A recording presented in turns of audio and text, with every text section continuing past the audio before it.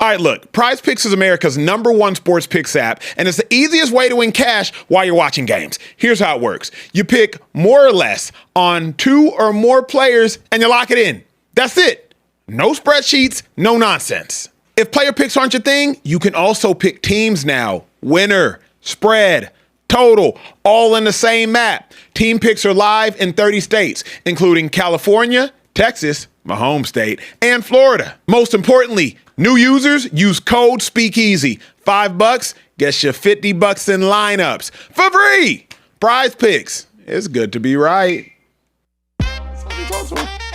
Ladies and gentlemen, welcome into the Speakeasy, sophisticated sports talk with the best in the game. I'm the large human being nicknamed Carebear, standing behind the bar, Kieran Hickey Simple, proudly supporting Florida State today. I don't know why. I just fear the spear, I guess. I found the shirt in the back of my closet, and it fits again, so I'm excited about that. Also, joining us here in the Speakeasy, the creator of the show, the man sporting a fresh cut, still in the same shape, wearing non-prescription glasses, the former 2014 All-Pro in the National Football League. I'm not even going to tell you what position group or what position it was for, just to glaze him a little bit more today, because he paid me a nice check last week. Emmanuel Acho in the building. How we doing today? Yo, beautiful people. Y'all could be doing anything with your evening. You're hanging out with us. We do not at all take it for granted. Consider us your online family. If it's your first time in the Speakeasy, welcome. The regulars in the chat, they will make you feel right at home. We're live every Sunday to Thursday, 11:15 p.m. Eastern time. So shout out to y'all for treating yourself tonight by hanging out with us. Here to laugh, here to talk about sports. A lot to get to on today's show. It's our last show of the week, so we are going to make it a great one. Hit the subscribe button. By the way, hit the subscribe button, hit the like button. It pushes us into the algorithm. So if you've yet to subscribe to this channel, please, please, please do so right now. Do so right now. Do so right now. And laugh. Don't take yourself or this life too seriously, people. Carebear, turn me up. Also joining us here in the Speakeasy, a man with phenomenal hair and even better game on the football field. The former Pro Bowler was your favorite route runner in the NFL, and now he's your favorite route runner's favorite route runner in the National Football League. The man in charge of the training and the good takes on the Speakeasy, TJ Hushman-Zada in the building. How we doing today? Man, always appreciate the intro, man. Yes, sir. Much appreciated. Come on now. It is what it is. We are all rocking TJ. Black on black today. Man, speaking of a man, we planned this. That is very, very pro-black. Let's talk about the father, soon to be father times 2, the indie animal himself. Jiggulating? Jiggulating all the way to the Speakeasy. Social trend. Yeah. I don't know about that. I had to put y'all on game, man. I saw a video about it. It was pretty nice. Yeah. That shit hard, ain't it? No. It's like jigging. It's kind of like jigging in Dallas. It's like a knockoff jigging, yeah. But it's way more ratchet and way more turned up. It is more ratchet than jigging. It's way more turned up than jigging. I don't know, though. I don't know what y'all are talking about. That's because you went to private school. It's because you. Yeah. You never went south of I-20 in Dallas. I don't even know where I-20 is. 635. See what I'm saying? 75. Wow. So you never been to Pleasant Grove? You never been to Oak Cliff? You've definitely been to church in Oak Cliff. You went south. You went damn near I-20 then. You went south of I-30. You hit there. But you went south Oak Cliff. Yeah. That's crazy. Y'all went to church there, but you grew up. Hey, wow, they took you to the blackest church probably. What hood is Oak Cliff? What hood they? Oh, Oak Cliff? Yeah. What hood is that though? You know? What you mean? I mean, I know. I'm gonna tell you. I was just curious. Yeah, no, it's good. It's that South Dallas area, and whatnot. But yeah. Can we start the show?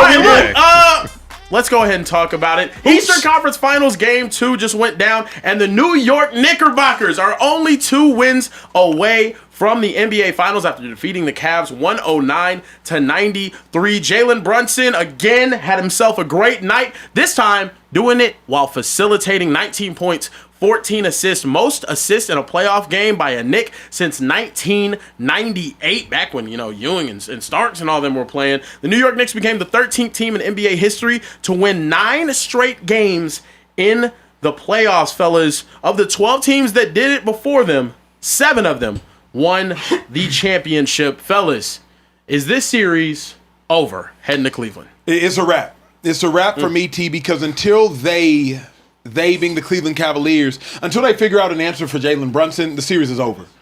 Just because Jalen Brunson didn't have the same offensive output, scoring 38 points like he did in Game 1, doesn't mean he didn't impact the game. He had the same impact on the game. He dropped 14 dimes. So Jalen Brunson was still a complete dominating factor.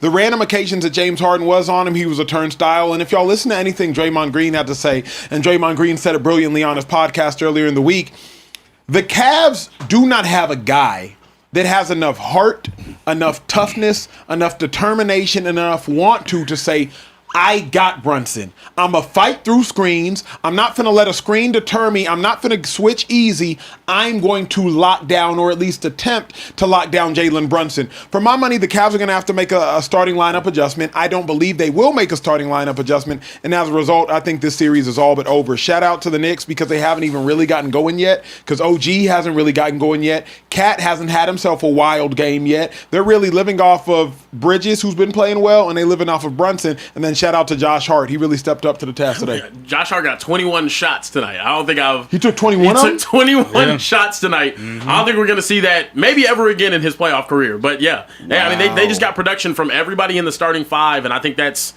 New York Knicks basketball. But what are your thoughts, CJ? Josh Hart is the reason they won this game. Yeah. He was making open jump shots consistently throughout the game. The problem for the Cleveland Cavaliers is Evan Mobley, he has to take more than 8 shots. Evan Mobley is 7 foot. He should have an advantage. It doesn't matter who guarding. If you got a big on you, I'm going to take you on the perimeter. If I got Mikal Bridges or Anunoby on me, I'm going to hit you in the post. Like, I don't understand how a guy that's on a max contract is taking 8 shots and getting 6 rebounds. You can't have that. The Knicks with Mike Brown, obviously last year they get to the Eastern Conference Finals. They didn't get over the hump and get to the finals. This looks like the year is going to take place. But you got to remember now, the Cleveland Cavaliers were in this position last round. Yeah, they were. And they somehow came back. The way they're playing now, it does not look like it's going to happen. But I'm going to give Mike Brown a ton of credit for what he did with Karl Anthony Towns. He's using him completely different than what Thibodeau did. He's putting him at the top of the key, putting him at the nail, and not this round, but he was getting a ton of assists, facilitating, getting a lot of guys involved. But we went for 18 and 13 today. Like, if you can consistently get that out of him, the Knicks are going to be hard to beat. Because if you're the Cleveland Cavaliers and Jalen Brunson has an off shooting night, which he did today, you got to win that game. You should win that game. And so I'm going to say it's pretty much over, man. I think it will be a gentleman's sweep. The Cleveland Cavaliers will probably win game 3. The Knicks will win the next 2, and they'll wait on San Antonio and Oklahoma City to bloodbath it out. As you're speaking, I'm realizing, shout out to the Knicks. Take nothing away from the Knicks. But this series actually says more about the Cleveland Cavaliers, is TJ speaking. Because you got rid of Darius Garland because you needed a player who could give you more offensive output come playoff time. You didn't get rid of Darius Garland because you needed somebody to come in and lock up on D. You got rid of Darius Garland because you're like, you know what? Spidey needs a formidable duo, somebody who I know is going to be healthy enough come crunch time. Darius Garland wasn't last playoffs. And somebody who can give me 30 when I need it.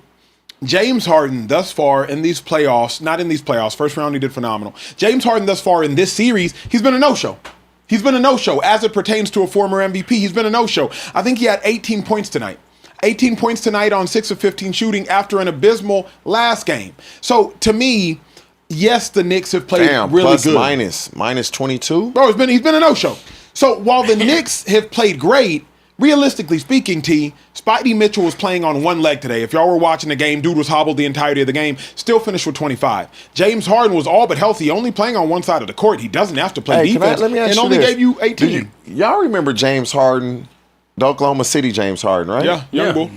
Am I tripping, or was he not a really good defender when he played for Oklahoma City? I can't say really good. Dude, he was much better. Yeah, of course. He was a much better defender because all of the offensive production was coming from KD and Russ. Yeah. You would think as a player, okay, I'm not giving my team much offensively. Let me lock in on this defense. I can exert my energy defensively because I'm just not having a good day offensively. Because to me, playing defense is all want to and desire, man. That's all it is. When Draymond said what he said, I'm gonna make sure he don't score on me. Now you're gonna make some buckets, but I'm gonna make everything tough. I'm gonna have 4 or 5 fouls every single game because I'm gonna make it hard. I'm gonna make you not want me to guard you. Playing defense is all desire and want to. I got to push back just a little bit on that, TJ, because James Harden looks really slow and heavy-footed on defense. But does he look slow and heavy-footed on offense? No, then. he With a doesn't. ball in his hand. He doesn't. Okay, talk to me then. But that is a little bit different to play parallel to the ground. You defended somebody that James Harden is not very fast. Like, I watched him throw outlet passes to Brunson, who's behind Harden on the outlet, and hawks Harden, catches the ball, dishes it off. They score a fast break, easy bucket. So, I don't know. He's lazy. James Harden is lazy on defense. I'll give you that. But he physically also looks inept on defense. Here's my problem. James Harden is an unwilling defender. Yeah. At least be willing.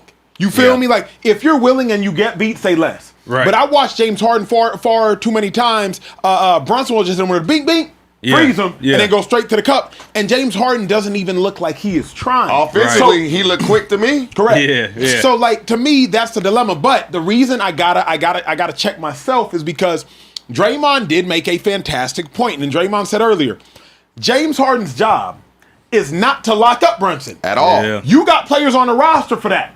Dennis Schroeder. The only reason you're on the roster is to play lockdown defense on guards. Dean Wade. The only reason you're on the roster is to play lockdown defense on guards. Dean Wade, you shoot the ball 2 times a game. Dennis Schroeder, you shoot the ball 5 times a game. So if you do not have any other responsibilities, then your primary responsibility, you cannot turn it down. Yeah. James Harden's responsibility is to go out there and drop 8 to 10 dimes a game and drop 20 to 27 points a game. That's his responsibility. But at the point in which you got James Harden trying to fulfill Dennis Schroeder's job description, then who's going to fulfill James Harden's offensive job description? So while James Harden should be lambasted verbally because of his lack of willingness to do anything defensively, we do have to speak on the fact of, like, the Schroeders, the Max Struces, although Struce is required to do something offensively, the Dean Wades, although, like, the Sam Merrills, like, bruh, help, do something, do something. Kieran, you laughing? What you thinking? No, it's just a help. Can I say, Sam Merrill, 0 for 7 for 3. Yeah, he can't happen. shot 42% from 3 in the regular season. Them lights shine bright. 42% in the regular season. Yeah. He had 3 points, if I'm not mistaken. Like, when you get accustomed to guys, okay, we give him 7 threes, he gonna make at least 3 of them.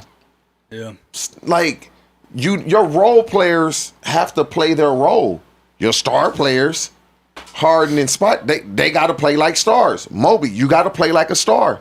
And right now, Brunson was a star in game 1. Yep. He wasn't a star in game 2, but the role player, Josh Hart, played his role. And he took, that has to happen. You need your role players on the way to a championship to win a game or 2 for you, and then the stars will win the majority of them. Yeah. And right now, Cleveland, they not getting that. After games, oftentimes we do we grade out, right? You go out, offense grades out, defense grades out. Hey, who played up to our standard, right? And we had NOSs back when I played ball. NOS not our standard. Plays you grade out that weren't your standard, you would do a certain amount of up downs for every play that graded out. Hey, tell me you wasn't mad though when they graded you down when you felt like you should. And you knew you balled. You knew you balled. Like, hey. If we keeping it a bean in a speakeasy, I think Jared Allen is playing winning basketball. I think Evan Mobley's playing winning basketball. I think Spider Mitchell's playing winning basketball. I don't know if anybody else for the Cavs tonight played winning basketball. I don't think James Harden played winning basketball. I don't think Strus did. I don't think Merrill did. I don't think Wade did. And I don't think, if I haven't already said Schroeder, I think that's the 9-man rotation there. I don't think anybody else played winning basketball besides Spider, besides Mobley, besides Allen. Those 3 players played good enough to win. Meanwhile, on the flip side, man, the Knicks had about 6 dudes that played good enough to win. And that's what it comes down to. Like, if you don't have enough guys that are playing winning basketball, your team will not win. What are your thoughts? I mean, I'm still laughing at the fact that they traded for James Harden because they wanted to go win a championship and felt like this is a championship window that they could win with James Harden, who's notoriously a bad playoff performer. Signing James Harden because you think he can help you win a championship is like looking to a penguin to help you learn how to fly. Like it doesn't make sense. It doesn't make sense at all. So it's not shocking to me. It's more so just the Knicks are an absolute unit right now, and I do think the Knicks, out of all of the teams in the East that we've seen this year, they are best equipped to play one of those teams in the Western Conference. And I like the fact that their team all starting five, they can all get busy, man. All of them can get busy. And what we saw to Josh Hart tonight, I think, was phenomenal. If you can get that Josh Hart multiple times in this playoff run, But you're likely not going to. But the thing is, we even saw 2016 NBA Finals with Draymond Green. Draymond Green's not a scorer like that, but he had multiple 20-point performances. In Game 7, he had a 30-point triple-double damn near. They lost, but my point is, if you can get your role players to step up for one run, that's it. I just need you for one run. You need one role player, one game, and hopefully another game eventually. Exactly. And that's it. And the thing with them is, I mean, OG Anunoby didn't get busy tonight, but he was his efficient self. 14 points on 5 of 8 from the field. Karl Anthony Towns, I think he did his thing on the boards. He also had a decent enough game. He didn't go out there and sell you. Jalen Brunson, I mean, him being able to dish the ball the way he did tonight, huge. That's the thing. Huge. Yeah, that's what I was going to touch on. Yeah, and he can trust his teammates to be able to turn into a facilitator in this way. Also, he has championship pedigree.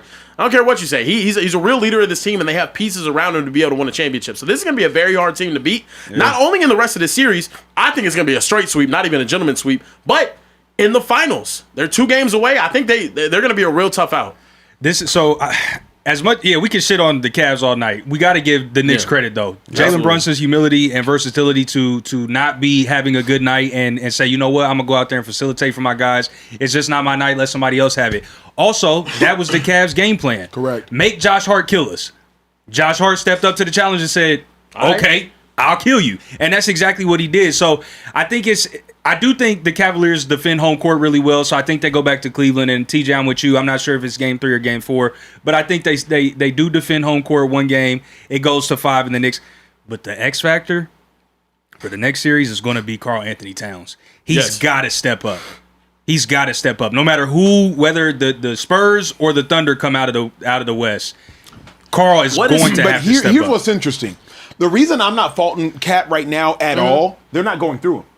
If y'all remember, the end of game 1 was strictly ISO ball. Cat, get your big behind down to the block and don't even call for the ball. And then this game, it was a Jalen Brunson show. Jalen Brunson, no, he didn't have the offensive output, but I'm telling y'all, I don't think Brunson played poorly. From the outset of the game, he was dropping dimes. He had 6 assists at halftime, if I'm not mistaken, and he had 6 assists the entirety of game 1, maybe 7. So to me, they're not asking Cat to do anything. I don't even know if that is a recipe for success, because if we're assuming the Knicks win this series, if you're trying to beat the Spurs, let's talk Spurs, we can talk Thunder later. I don't want the Cat Wemby matchup. The matchup I want is probably Brunson and his craftiness. We're going to get Castle in foul trouble, and Brunson, you're going to lead us to the promised land. OG, you got to get busy. I don't know if I'm going to be like, all right, Cat, you go beat Wemby. I think that's a losing recipe. If you're talking Chet and them, I can ride with Cat. If you're talking Chet and them, but I don't know if I think this version of Cat might be the best version of Cat from this point forward. Correct me if I'm wrong. He's also just not being asked. So I just want to see what Brunson did when they played the Spurs in the regular season, because their guards are big, man. But, Castle's a big dude. In the 2 games, though, in the 2 games for Cat, he's doing exactly what I want him to do. He hasn't taken that many shots. He's shooting 50% from the field, and he has 26 rebounds in 2 games, averaging 13 a game. I think that's great for Cat. He's not required to do more. In the finals, I do think it's going to be a different conversation. Yeah, for sure. I think. But I also think the Knicks are at their best when Cat is playing really well. When he's at the top of the key, the top of the 3-point line, and he's able to make the decision of, okay, I'm gonna facilitate or I'm gonna shoot the ball. Also, when you have a guy that shoots the ball like Cat, who gets streaky, you need him to be in a rhythm in a playoff run and stay in a rhythm. So he's not shooting the ball a lot this series. He's going to have to shoot it, especially if they're playing the Spurs, because you're going to have to either A, get Wemby out of the paint, or attack Wemby and get him in foul trouble. I don't even know if Wemby will be guarding Cat. He's going to be guarding Josh Hart, because they want him to be the help defender. To flex, I just like when Cat, I think it was early 4th quarter, I was driving here, and it looked like the Cavs started to make a run. Strus was on Cat, took his little ass in the post, bucket. Stem the tie, stop the run. That's what you're going to need him for, because if they not going to put Wemby on him, and they going to put one of these little dudes on him, get him in a post, get you easy bucket, or make them double team and get somebody wide open shot. Make the right pass. Fellas, in the 3 games that they played against the New York Knicks during the regular season, Knicks are 2-1 against the San Antonio Spurs. Jalen Brunson had 24, 25, and 29. And they have a 2-1 record against the Spurs. So they gave the Spurs 2 losses this year. It will be interesting. I know we got some super chats, bro. What's the word? We definitely got some super chats to get to. Trav2 Real jumped in the building and said, Rookie of the Year is back. Shout out Acho, TJ, Social Kaepernick, and Polar Bear. Carebear, what's your top 3 songs on Iceman? Oh, wow. You need a second? I'll keep No, reading. I mean, I'll go Shebang. I'll go. He's acting like, Actually, this is go hard. ahead, keep going. Yeah, it is tough. There's so many good songs, dude. I don't know. Oh, gosh. Oh, Anyway, Iceman, he goes on to say, I think we might be witnessing the emergence of the greatest big man ever in Wemby. Do you guys agree? Lastly, Drake May over Caleb Williams. Y'all boys are going to see. I mean, with the Wemby thing, it's undeniable if he wins a championship this year. It's the greatest start to a career you've ever seen for a big man, probably. Probably for any position Yeah, player. any superstar with 22-year-old, expectations. Yeah. Magic. Oh, you're right. Sure, yeah, Magic. Magic, Yeah, Magic's sure. rookie But year. yeah, as a big, Yeah. what I mean, I don't But remember. Magic ain't Wemby ain't have nearly the pieces and Of team course that not, you know of what I course mean. not, So of this can is I be more honest impressive though? to me. but- Wemby has like every bit of the makings of like being a global superstar. Global? Being 7'6", 7 to heaven, like Shady likes to say, winning a championship your first couple of years, doing stuff with monks and whatnot. Like this is we have our own will. But he's French though. Sure. That's the problem. Yeah, he's French. If It he was doesn't matter. like, if he was, It doesn't if he matter. was Asian, it I think does because it's better if he's French. I think it doesn't move know. the world enough. Yeah. Like Yao Ming, who's our Dodger player again? Shohei. Shohei Like Ohtani, if yeah. you can move Asia, yeah. you can move the world. If you come can into the move NBA America, you can move the in world. year If 3, you your move in first trip to the France- playoffs, and you win a championship, and you go on to win 10 DPOYs and But you said however many global. MVP. Yeah, you said You global. said yeah. global. He is a global superstar. To though. Acho's point, To Stephon be the best Marbury basketball- has a statue. It's in And I'm because telling you, China. Wemby will do So that, when though. you Wemby move will be Asia, global. He'll be global. they move with you. If the best Wemby basketball will be player in the global world. because he'll be so recognizable. He's an anomaly. That's what I'm saying. That's why he will be global. Everywhere he goes, you will know who he is. It's like Yao Ming. because you True. can't miss him. But he's not a big personality. he So, has to so get that. he's got to get that Whoa. charisma. He's not. He's Now got you to gotta get the get He charisma. talks his shit though. Yes, but he's got to get the talks charisma. his shit. He has to get the Bro, he's mainstream. holding- he's holding- Gatorade, Nike. Yes. He's got to be able to, like, you can't. He has if you had a swap him 6-year and beef. Ant for them Adidas commercials, No. it doesn't work. No, Ant has crazy personality. That's one thing. Ant's not going to be the player that Wemby is all time. Correct. He's not even remotely close. Correct. Unfortunately, I'm sorry. Yep. I don't know about remotely close and cold. Yeah, but Wemby. Yeah, but Wemby, if Wemby might win a if chip Wemby right stays now. healthy, Like, if Wemby stays Ant's healthy, Ant's tough. But He's not Wemby though. he's not Wemby. He That cold. is he's not. And cold. And The is kids- cold, Ant's though. cold. I rock with Hey, Ant. Ant's That's my cold. dog. The kids love On Ant. the court. I Ant's don't like his cold. off the They court love Ant. behavior. They but- do love Ant. They Yeah. do love Ant. But I think Wemby, he's just so globally recognizable. Can I say this, bro? What? We give so much credit if you swaggy. The Bruh, kid. the boost that we give swag Yeah. over Yes. like 'Cause talent that Yes, that's matters. a or fact. talent That matters. is wild. Yeah, that we matters. talk about Ant like he's like prime Kobe. The And kid. I'm like, Yeah. Ant is good, but like, Ant doesn't get as much slander as You anybody know else what it because he is, has though? more The awards. kids, Bro. I think the kids feel If- like they can relate to him. but if Ant was light skinned like Devin Booker, we would be killing him because we killed Book, Y'all kill killed everybody. Book. But No, Ant, no, no. Ant would Everybody like, gets killed at Ant, this point. Ant, we look past all of his shortcomings. Ant is the All only of them. NBA 'Cause he player wears that doesn't hats get sideways slandered and wear like glasses. that. I want y'all to think about this because this is part Yeah, of I'm thinking right idea now, that I yeah. have. For It's a bit. crazy, bro. Imagine how great the NBA would be if we talked about everybody like we talk about Ant. Even with their shortcomings. Oh, he's only 22. Oh, he's only younger. Oh, he's only that. Yeah. Bruh, Jason Tatum get that work. Bruh. Luka. Jokic now, you ain't never won a playoff series with 50 plus Bruh, wins. Like we find things to hate on other But players not with. Ant, bruh. Bro. Ant can do no Because Ant wrong. got aura. Unfortunately, that's just what I'm with TJ. That is true. Ant too good is to be slandered like that publicly. it used to be Ja. Yeah, It It was used to be Ja. Ja It was Morant. Ja. It used to be. You Yeah. go into a basketball gym when Everybody 80 had to 90% of the kids got on Ja Morant shoes. Yeah.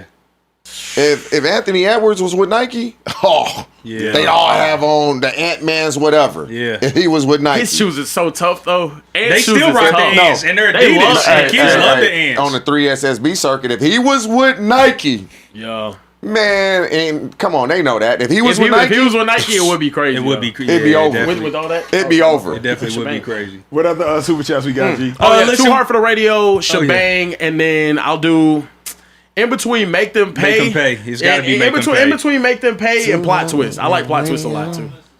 Listen to Rome. Yeah, Fuck, sick. My Canadian brother really did his thing on that. Exactly. That's what I'm talking about, Rome. R. Stone said, rate these bad pod moments from bad to worse.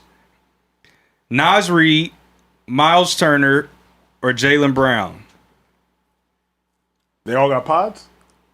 What do you These mean? moments, like a Nas Reed take, a Jaylen Brown take, Yeah. or a Miles I Turner. don't What's remember. the take? What's the Yeah, moment? I mean, Was Jaylen Brown, Jaylen we Brown know, is on like, his this is my Twitch? favorite season ever. Yeah. Miles Nas Turner Reed. threw his whole team under the bus, said that the Bucks players don't go to practice. Miles Turner did that because he wanted to get that off He his wanted to chest get- so the next coach come in, you start reinforcing. That's why he said that. Yeah. Yeah, that's And then fair. Nas Reed, what did Nas do? Nas came out and said that I don't know what our Nas did. team isn't on. Remember we talked about that. Like Oh, Rick, we were talking yeah, about it. yeah, Like he- the team is too moody. Yeah, he said the team's too moving. said- He The was team talking is about too one moody. guy though.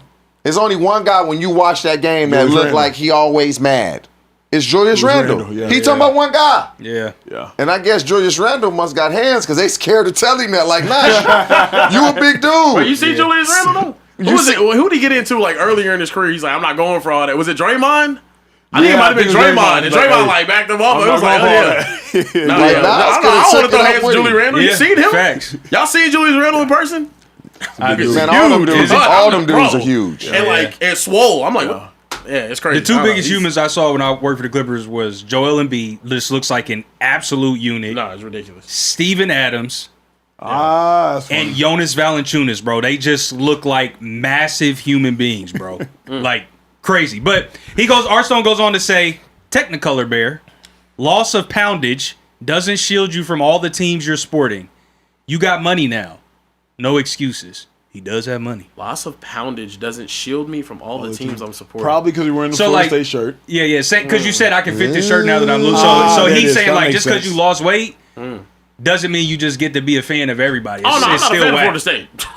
Shout out my boy Troy Wisner. He's over there, running back. Used to be at Texas. Shout out to Charlie Yeah, Ward. yeah, no. Yeah, shout out to Kyle Busch. Heisman and his winner family, and unfortunately. went to the NBA. Yeah, no. R.I.P. Kyle YK Busch. Paulino said, forgot to type my message, but just want to say first time super chatter. Been watching since October. Love the personalities on the show. Just want to show love. We appreciate that, YK. For sure, appreciate Top you. Shotter said, Acho, if you're building a defense from scratch and had to choose a linebacker to build around in today's game, even though they play different linebacker roles, who are you taking? I'm LT taking. or Ray Lewis? Oh, I mean, Well, is I'm it, obviously. It's interesting that he only gave me Those two, yeah, that is. Because I would have taken somebody completely different than either both of them both those got two. aura. But I would Yeah, not the take aura. LT. LT? Yeah, Not take I mean, LT. yeah. Yeah. Dom said, what's up, Speakeasy? What do y'all think if Giannis goes to Cleveland, or where would y'all want him to go? Cleveland? interesting. Nah. I don't like Cleveland, but it's interesting. they would have to give up Evan Mobley, Evan Mobley's gone. and 2 to 3 first round picks minimum. Yeah. I think two players. You Mobley gone and somebody else Yeah. gone. You got to be careful. Wherever Giannis go, Bucks you are- got to give up you got to give up the house to get him. Yeah. Is it even worth it? It's Because not. you're not gonna win. You're not. You're not winning. You got Giannis and whomever else, and a bunch of guys on minimum contracts Yeah. that can't shoot or play defense. You're not winning. It's the Also- same stuff LeBron ran into a lot of his career. You trade the whole everything away. That's Yeah. but this is what the players get because they got these super max Max contracts. So yep. for the superstars, it's great for them. Yeah. yeah. But you For the can't- guys, Also, they're building to restructure their deals around the CBA and whatnot too. It's a whole lot going on in the NBA. But look, moving forward, we got to talk about the Cleveland Browns. Todd Monken had some media availability and some good sound bites. I'll let you guys take a listen. We threw interceptions in 7-on-7 for God's sakes. I mean, who does that? There's no pass rush. I mean, it's embarrassing. Yeah. Said interceptions being thrown in 7-on-7, no pass rush. It's embarrassing. Then he also went on about Deshaun Watson. Last couple of years. Oh, I think it's really cool. I know I've said that like 5 times today, but like, here's a guy that really, at this point, has made plenty of money. I think we all know that, right? He's had plenty of success, and has had disappointment, in his career. A number of things he couldn't control from an injury standpoint, but to come back and want to battle, want to further his career, and change the narrative, I think it's really cool. Fellas, talking about the quarterback situation over at the Cleveland Browns, interceptions and 7-on-7, unacceptable. Damn be the DBs and whatnot. Is Monken putting too much pressure, though, in you guys' opinion, on Deshaun Watson? I think he is, T. I think he's putting way too much pressure on Deshaun Watson. Since Monken arrived in Cleveland, there's been all this conversation about, Deshaun's our guy, a lot of faith in Deshaun. Deshaun's turned the corner. Deshaun looks really good. Fact of the matter is, Deshaun Watson is going to put every fan or every human in the worst possible situation when you still feel like you have hope. T, ain't nothing worse, T, than when you make a parlay and one of them is the last one you need to hit. And you ain't really got a shot, but you just waiting on that last one to hit, T. Like, I'm going to hit this. I'm going to hit this You one. know you ain't. Because as long as you got hope, you got a chance. Deshaun Watson gives you hope. But realistically speaking, T, is Deshaun going to get back to 4,800 passing yards, 30 touchdowns, Deshaun Watson? Let's be real. Probably not. But because you've seen it before from Deshaun, you're waiting to see it again. You're waiting to see it again. And then Todd Monken's making it worse. We're not at practice. But Todd Monken is describing Deshaun Watson as though we're going to see it again. We're going to see it again. Bro, what if we don't? More than likely, we won't. But Todd Monken making me a believer. I think he might be making you a believer. So to me, he's putting way too much pressure on Deshaun Watson because realistically speaking, Deshaun is more likely to be bad, which he has been for the last 4 years, than he is to be good, which he hasn't been in 6 years. But Todd Monken is leading us to believe he's going to be great again. Is he putting too much pressure on Watson? I say no to answer that question. But I low-key like Todd Monken now. I had never really heard him do interviews like this. Obviously, being a position coach. I like him. And I believe what he's doing is trying to let Deshaun Watson know, I believe in you. Yep. I have all the confidence in the world in you that you can get this done. This makes me really believe that Deshaun Watson is going to start the season as a quarterback. Of course. He's starting week 1 unless he gets injured. He's going to be the starter week 1. And would Deshaun Watson, would it be a surprise to see him play well? To everybody, I believe it would. Can he? 4,800 yards, he's not coming close to that. But if he can get to 3,800, 35 to 4,000 yards, that's a great season for Deshaun Watson considering how bad he's been. And so Todd Monken gives me hope if I'm a Cleveland Browns fan. Like, putting that confidence into your players. If you're Deshaun Watson, there's no telling how it was with Kevin Stefanski. We know how it was last year. We ain't naming a starter. You not getting no reps. We gonna trade Joe Flacco in the division. It's like it was just so much that was going on that nobody knew what was happening. Do we even think the players knew what was happening? Because we didn't, as fans and the people in the media, we had no idea what was going on. I feel like the players in that locker room have a real good idea of what's going on because he's being upfront with them. He's gonna be honest with them. He's gonna instill confidence in you. And when you know somebody believes in you, you just play different. Has Deshaun Watson earned the right to get all of this praise from Todd Monken? Because realistically speaking, in the NFL, you got to earn the right to get praise from your coaches. You got to play well. You got to win on the field. You got to win off the field. You have to dominate. You have to be an elite player. Has Deshaun Watson earned the right to get all of this praise from his coach? Realistically speaking, he had all of these sexual assault allegations. Tore an Achilles, got hurt again. A lot of the Deshaun Watson wounds are self-inflicted, particularly the ones off of the field. So to act as though Deshaun Watson is some valiant overcomer of life's transgressions is to some degree disingenuous because so much of Deshaun Watson's problems in life have been self-inflicted. But if you're Todd Monken, you wasn't there for that. I wasn't in Cleveland Brown when you were going through that. So when your slate with me is clean, we just met. I'm going to treat you how you treat me when we meet. Yeah. And so I may have gone into this situation expecting you to be one way. And you may be that way. Or you may pleasantly surprise me and be something completely different. And now I'm shocked. Mm-hmm. And now I believe that's what has happened. And that's what has occurred is, one, Deshaun Watson is a better player than Todd Monken thought he would be. Agreed. Deshaun Watson, Agreed. as a person, is a better person than Todd Monken thought he would be. And so Todd Monken now is reciprocating that love, I'm assuming, and that appreciation for Deshaun Watson that Deshaun Watson is giving him. Because we know when you got all the money in the world and your money is coming to you regardless, it's a lot of players that'd be a straight asshole to any and everybody because I'm getting my money. Deshaun Watson must not be doing that. He must not be that type of guy. All that stuff that happened before I got here, I wasn't here. I didn't know that Deshaun Watson. All I can go off of is the Deshaun Watson that's in front of me.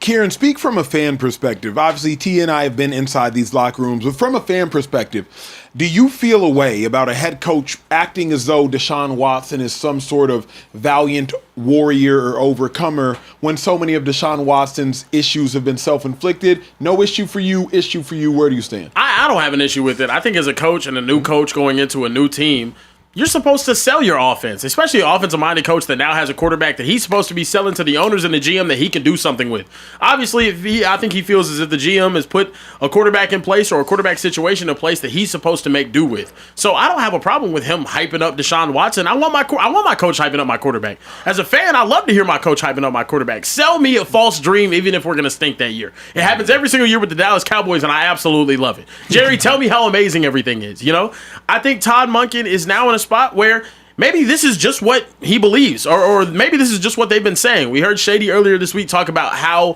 Deshaun Watson seems to have taken a step back and he seems to be figuring things out. I would hope that Deshaun Watson, after having the years off that he has, after having the injuries that he has, could get back to being the player that he used to be pre-scandal, all of that stuff back in 2020. And I think Todd Monken is trying to unlock that guy. Maybe it was Kevin Stefanski. I know in your opinion, Kevin Stefanski's untouchable and can't do anything wrong. I know, it's okay. But I think Todd Monken is looking at this like, hey, I'm not Kevin Stefanski. I'm not that play caller. That's not my offense. I have something else going on. I can get the best out of Deshaun Watson. Let me ask y'all this. Is Todd Monken being honest right now? And here, track with me where I'm going. And in the chat, I need y'all to track with me too. Or this is the longest we've ever gone with football in play without talking about Shedeur Sanders.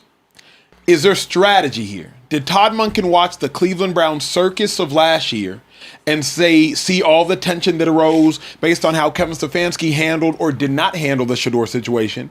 And now Todd Monken is brilliantly speaking about Deshaun. Bro, we haven't heard about Shedeur.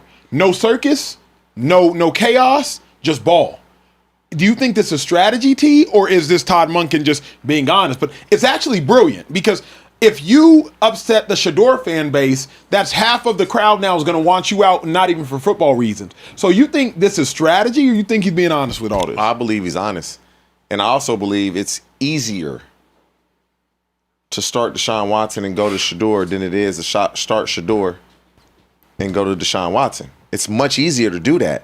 And so if you start Shedeur Sanders, you at least gonna give him 5-6 games before you pull him. You start Deshaun Watson, he got 3-4 games, buddy. You got 3-4 games to show us some progress. Mm-hmm. And if not, Mr. Sanders, here you go. You got the keys to the rest of the season. That's what I see going on is I can bench Deshaun Watson. It's happened. You don't really want to bench a young quarterback because if you do, that's pretty much the end for him. I agree.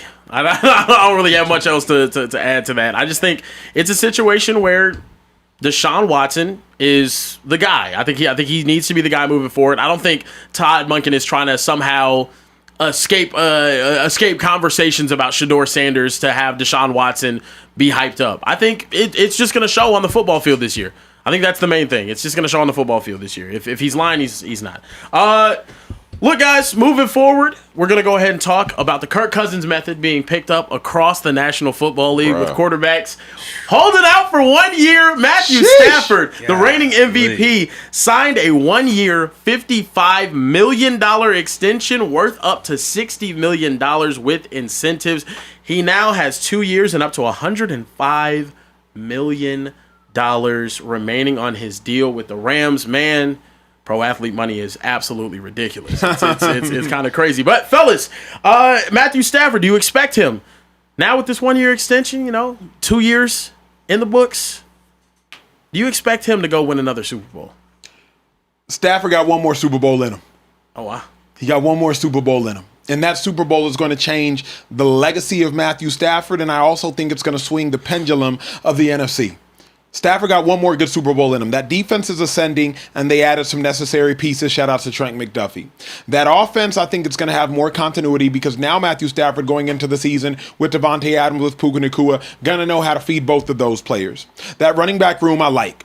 Sean McVay, Matthew Stafford, they're on one accord. If Matthew Stafford wins this additional Super Bowl, imagine what that does for him. It moves him from outside of the top 10 quarterbacks all time right into the top 6 quarterbacks of all time. If the Rams end up winning another Super Bowl, that would be their second Super Bowl within, I believe, 6 years. Now, all of a sudden, it swings that pendulum in the NFC of now the Rams are the best franchise in the NFC.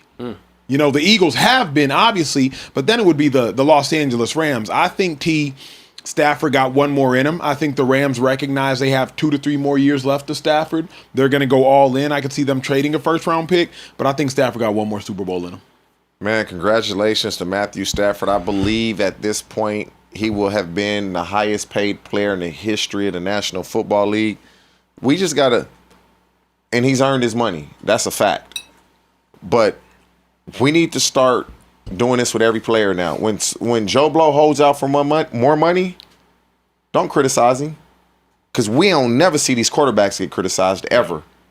They be holding these teams hostage. And they not taking, we going to give you 1 year, $40 million.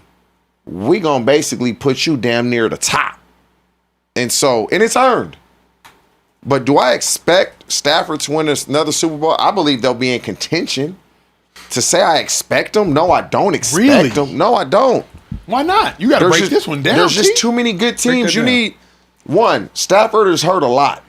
He's injured a lot. He's tough, though. He's tough. He'd be out there. Tough as hell.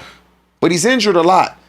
He missed 2 or 3 games. They may lose 2 or 3 games because so much relies on him. They go through him. They're relying on Matthew Stafford. But they have a great team around him. A great team around him. And so let's make sure this narrative, if they don't win a Super Bowl, it can't be his teammates. Because every defense, where's the weakness? Who's the weakness on the defense? Where at? What group? Just inside backers, the only group I would say. Whoa. So out of 11 players, you got 9 or 10 animals. On offense, where's the weakness at? Maybe running back? Okay. Maybe. So on offense, out of 11 players, you got maybe one weakness. Maybe. I don't even think running back. Yeah. So what team has that? So it would actually be a disappointment if they didn't win a Super Bowl. So then how can you say you don't expect it? Because that's what I'm saying. There's so much that has to go right. The ball got to bounce your way. You can't lose to the Carolina Panthers at the end of the season when you should be smoking the Carolina Panthers. Yeah. Those type of things. And so I just want everybody to keep this same outlook and energy when all these other players is holding out for money and you bashing them saying they should take less. It would be wildly disappointing if Stafford's not in another Super Bowl. Wildly disappointing. He is the best quarterback in the NFC. He has the best offensive mind, with Kyle Shanahan, in the NFC. And he has the best receiver room, second to the Cowboys, in the NFC. Doing this off the top of my head, so give me grace. If he don't win another Super Bowl, you're right about everything. You got the best coach, best Q, best receiver room, or second to the Cowboys. Running back room is solid. It's Horn solid. and Kyron Williams, solid. Secondary, you brought in Jalen Watson, Trent McDuffie. You brought in Super Bowl champion DBs. And they're good. Great. You got edge rushers and Jared Verse getting better. Inside. Young getting better. Other dude from Florida State. Yeah, Braden Fisk. Braden Fisk getting better. Poona Ford still in there stopping the run. No, if they don't win, the other D tackle. Which one? Oh, what's his name? I don't know you're talking Man, about. I beat him in the space tournament for the Rolex. Damn. Yeah. Damn it. Kobe Turner? Kobe Yeah, Turner. Yeah. My bad, Kobe. Yeah, we smacked him. Me and Thomas Davis, me and my dog TD. Yeah. But they don't have a weakness. But you need everything to go your way. Guys got to stay healthy. We got to make plays because they're going to get everybody's A game. Yeah, the Rams getting everybody's A game. We're going to see trick plays. We might see a double reverse pass. We're going to see all of that. But just make sure, like Matthew Stafford, he's going to get a ton of credit if this happens. He's going to have to shoulder a lot of the blame if it doesn't. He has to. We can't give him all the credit and then the blame goes to somebody else. And so, for me, I don't expect them. It wouldn't surprise me because there's just so much that has to go your way to get into win a Super Bowl. A ton. You guys got to stay healthy for 17 games.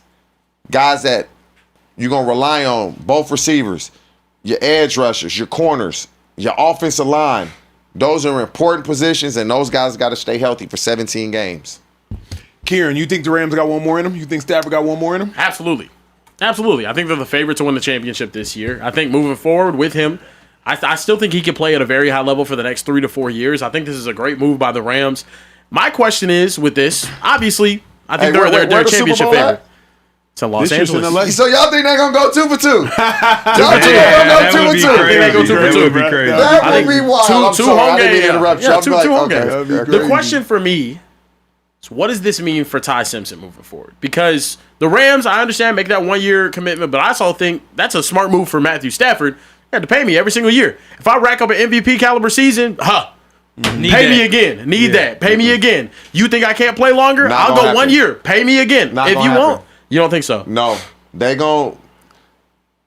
Todd Simpson is going to be on the Green Bay Packer, Jordan Love, Aaron Rodgers train. That's what's going to happen. He will sit no longer than 3 years. That's a guarantee. So you think they move off of him? Guarantee. No, I got a different idea. I don't know Stafford personally. We've crossed paths 6-7 months ago out here in Calamigos. Obviously, he went to Highland Park around where I was in Dallas.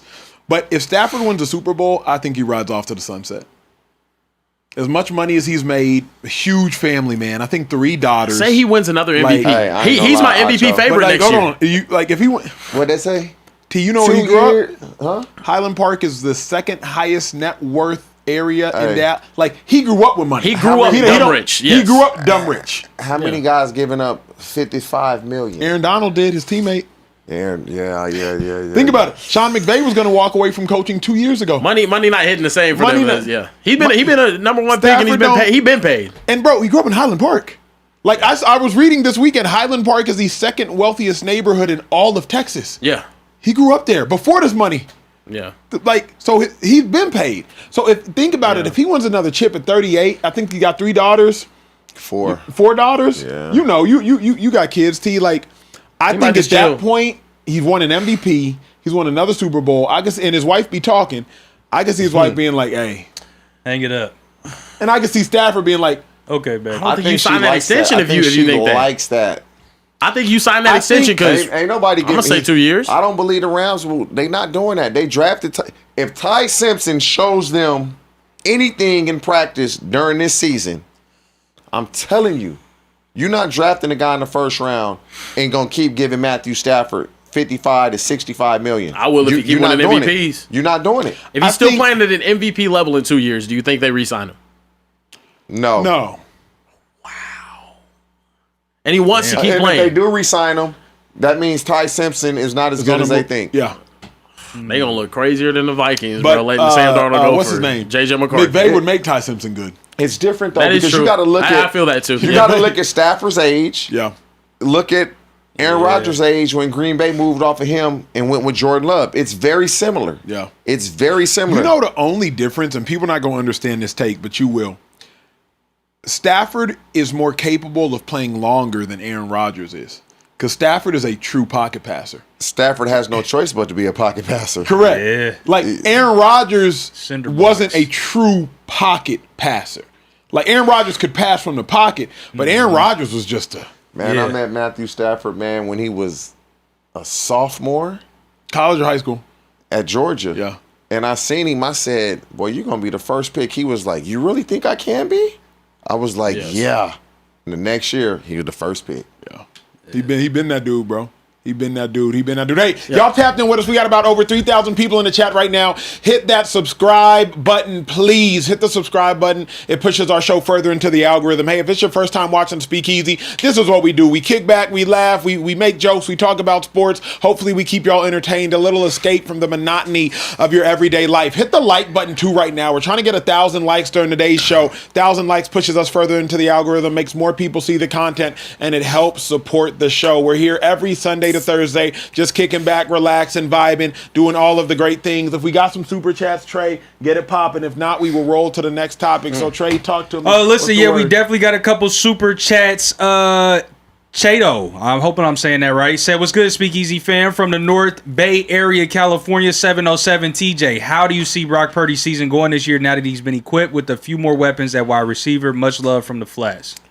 As long as their main weapons on offense stay healthy, Kyle Shanahan calling plays, the Niners going to be fine. Yeah. They're an older team. They need Trent. They need Kittle. They need Christian McCaffrey to stay healthy. They going to need some production now to Ricky Pierce, so they spend that first-round pick on him. But as long as those three, Trent Williams, George Kittle, Christian McCaffrey stay healthy, they're going to be fine. Okay. They got Shanahan.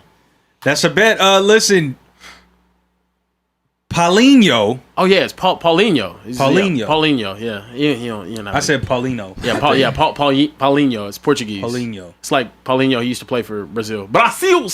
Oh, You know, thank Neymar. Spectacular. You know. Bom dia. Geographical culture. Boa caralho. Yeah. Okay. Neymar's on the Brazilian World Cup team, so I'm very excited. Yeah, I saw it was a big deal. They announced it. Yeah. Say, yo, Trey, just want to let you know it's pronounced Paulinho. It's Portuguese, so I understand. But I want to ask, if Shedeur doesn't start this year, will he ever start again in the NFL? Ooh. That's a great question. Yeah. It's possible. If he doesn't start this year, will he start in the NFL again? I would say no if he doesn't start this year. At some point, though, I do believe he'll start unless Deshaun Watson is going crazy. Just comes out there and just lights it up all season. J-Dog said, speaking on parlays, Acho, Oh man. you owe me a whole Nandi. What is that? What is a Nandi? I don't know, but I got smacked today. Yeah. Not gonna lie, Carebear, my fellow big back, I F with you. That's what I'm talking about. Shout out to TJ and Social Sneeze. Food I don't hate get to seeing send us coming. super chats a lot, but I do boost the server, Don't do which is this, a Karen. monthly sub. Oh yeah, that's what I'm talking about. You gonna be the worst type of person, Ken. What? You finna pull, not a Lizzo, I forget who it was. You finna encourage all these big backs, and then you finna go get skinny. And leave all the big backs big, and you finna get skinny. You see how I do that? Because Karen was like, what up, big back? I'll always be big back at heart. Stop. I'll always be. You've never been big back. You can't. You know what I mean? None of y'all been big back before. When you get up here, it's a select group of us, man. Okay. And we know that shit just be too seasoned. Should be Too good. It'd be too good. Too seasoned. Really do be too seasoned, man. You know what I mean? I've had a chicken wing in like 3-4 weeks. You understand what that feels like, man? What you had to eat today? Today, actually, I had a tuna sandwich that I made. I made my own like tuna. Yeah, I know it's tough. Right. You have to. out the I had can? those. I had eggs, turkey, bacon in the morning with toast, peanut butter, banana, a little bit of honey. I had and chicken and rice for dinner. I have like you really like on a summer. No, yeah, like. Bro, I'm I'm doing doing 75. You know, I'll tell you, I was doing don't need that 75 much, hard. and that's a lot I'm doing to eat. 75 medium. Nah, I mean, I still worked out though too. So Yeah. did 75 medium. I started last Monday, down 10 pounds already. Oh no, sorry, I'm down 8 pounds in 10 days. Yeah, You still in a good book? yeah. What you reading? I'm still. Oh, actually, no. I started Romans today. Okay. So very My excited. dog down Yeah. that Romans Road. I hear you, Yeah, brother. no. Shout out Romans to that. Listen, Adrian said, TJ, if you have played running back in college, how do you think your career, I guess I'm going to say if you had played running back in college, how do you think your career would have played out? Also, Tate has been looking great in practice. Dayball is feeding him this year. Also, Chan will be a top 5 quarterback by year end. Had I played running back in high school, so I felt like I would have been fine. That's just my personality. I feel like I'm gonna do well at anything I do. Yeah.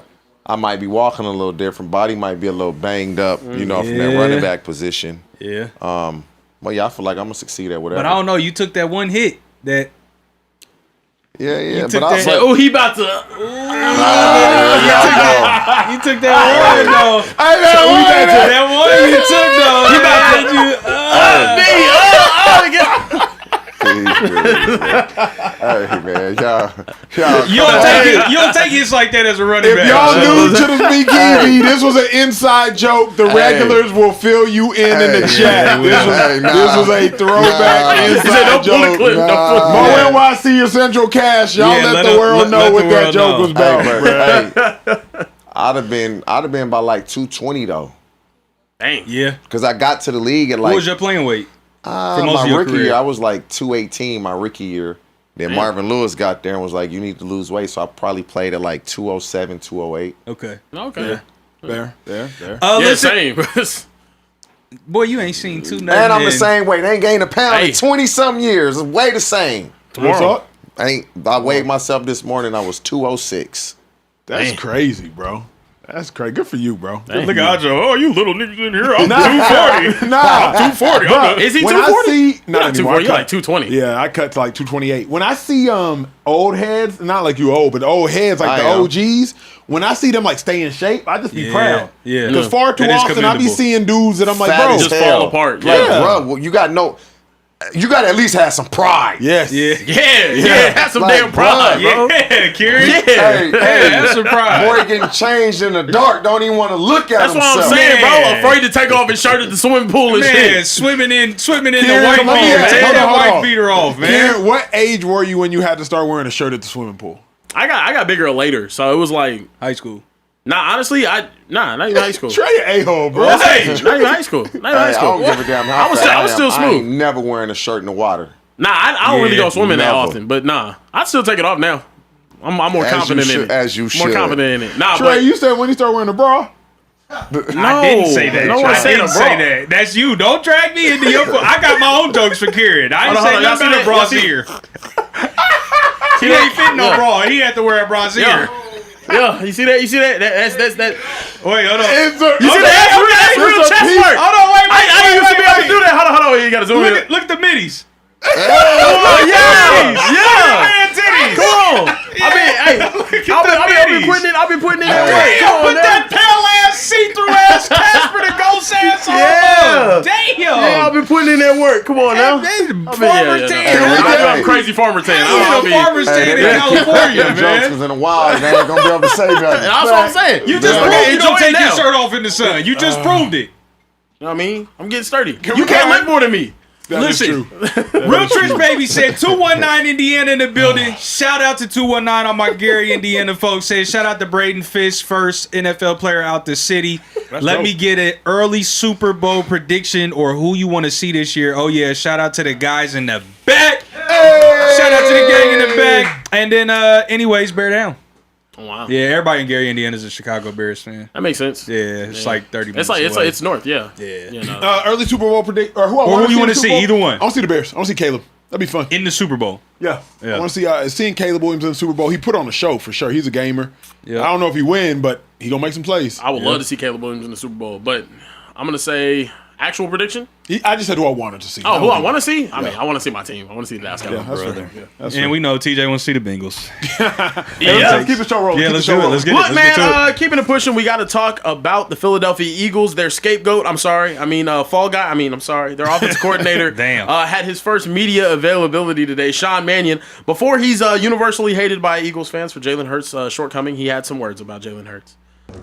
Yeah, I think it starts really just connecting with him on a personal level. Get to know him, get to know kind of what his interests are, what makes him tick. And then once you start to kind of get to know a guy on a personal level, I think the football connection becomes pretty easy. It's been a great process with Jalen. He's been a pleasure to work with, and really since I got the job, being able to connect with him on a personal level and then on football has been great. Yeah, he also went on to say it isn't about one single piece when talking about the offense. It's about how they all fit together. Smitty leads Lemon, Hollywood, Wicks, Moore. They can all eat in this offense. There is a lot of, bodies in that receiver room now. Do you guys trust the Eagles wide receiver core without A.J. Brown? I can't wait to hear from you, TJ. I can't wait to hear from you on this topic because we haven't seen receivers by committee work at the highest level in the NFL. In the NFL, Super Bowl champs, Cooper Kupp, shout out to Odell Beckham, what he did. Super Bowl champs, Antonio Brown, Rob Gronkowski with the Tampa Bay Buccaneers. Super Bowl champs, A.J. Brown, shout out to Smitty. Super Bowl champs, Travis Kelce.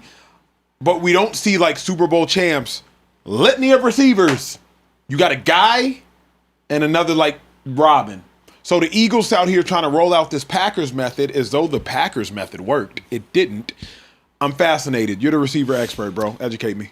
Smitty gonna be the lead dog, no question. You draft Makai, you assume he's gonna start. You don't draft a receiver in the first round and not start him. That receiver by committee it can't work. You just left Green Bay. If you're Sean Mannion, it was we didn't know who was our go-to guy. Mm-hmm.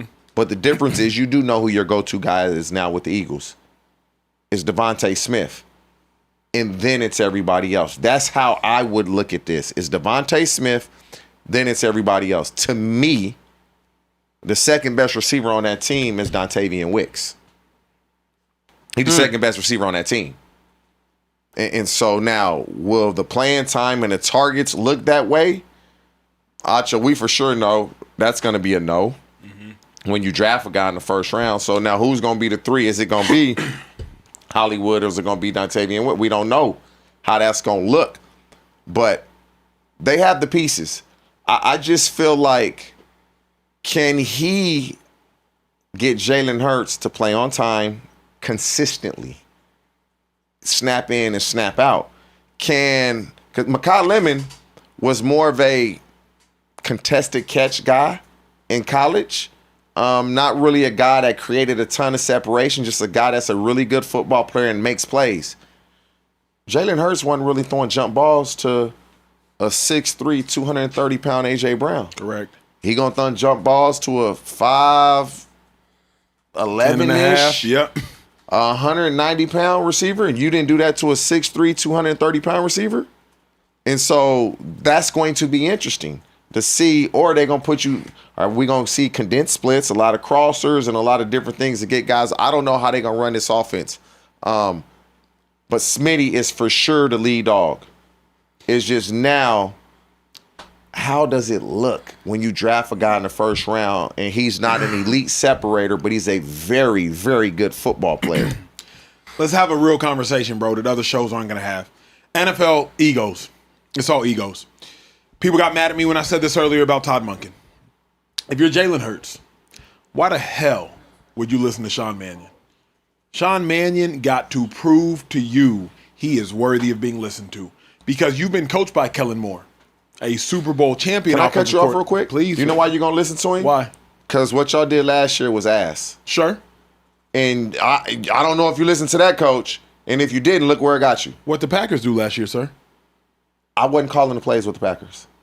So you weren't good enough to call the plays with the Packers, obviously the head coach was. And you want me to listen to you. You know how players are, bro. They're rational. But Sean there's Mannion was a coaches, 33-year-old backup quarterback in the NFL. There's certain coaches that when you do them like that, they don't give a fuck. They getting in your face. And there's certain coaches that ain't. And I don't know if Sean Mannion is that guy. You have to earn the right to be that coach. You're right. Coaches are like that. But coaches are like that once they've done something at the coaching level. If I'm not mistaken, Sean Mannion is 33 years old. Younger than me, crazy enough. Barely older than Trey. If you're Jalen Hurts, you're Super Bowl MVP, bro. You got all pros. And all pro.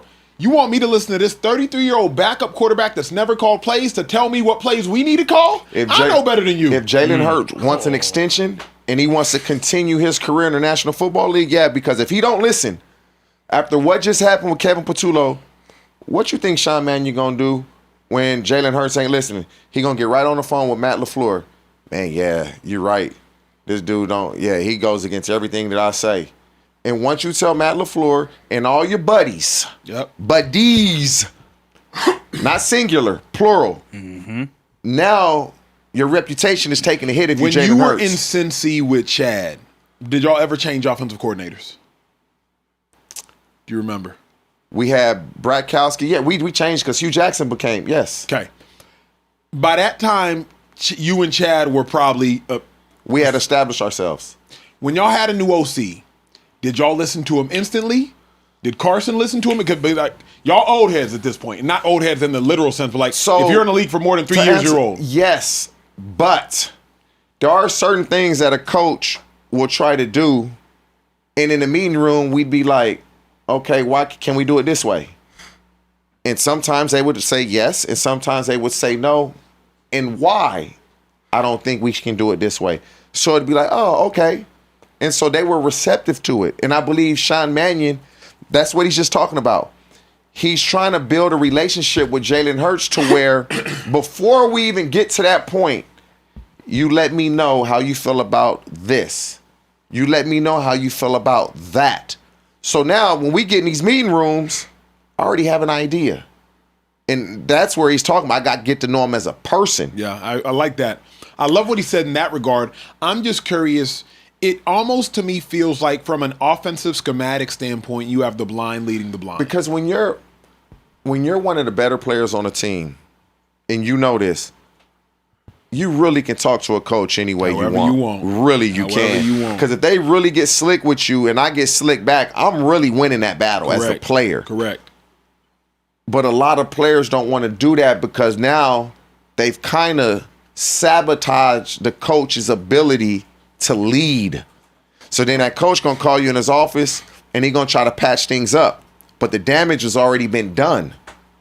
So you got to get out in front of that prior to. The hard part is just, do we believe that has Sean Mannion earned the right to be the Eagles' offensive coordinator? Because he got hired. But just because you've been hired doesn't mean you've earned the right. Like, when I think about the Eagles' offense, you were coaching one of the best running backs in football.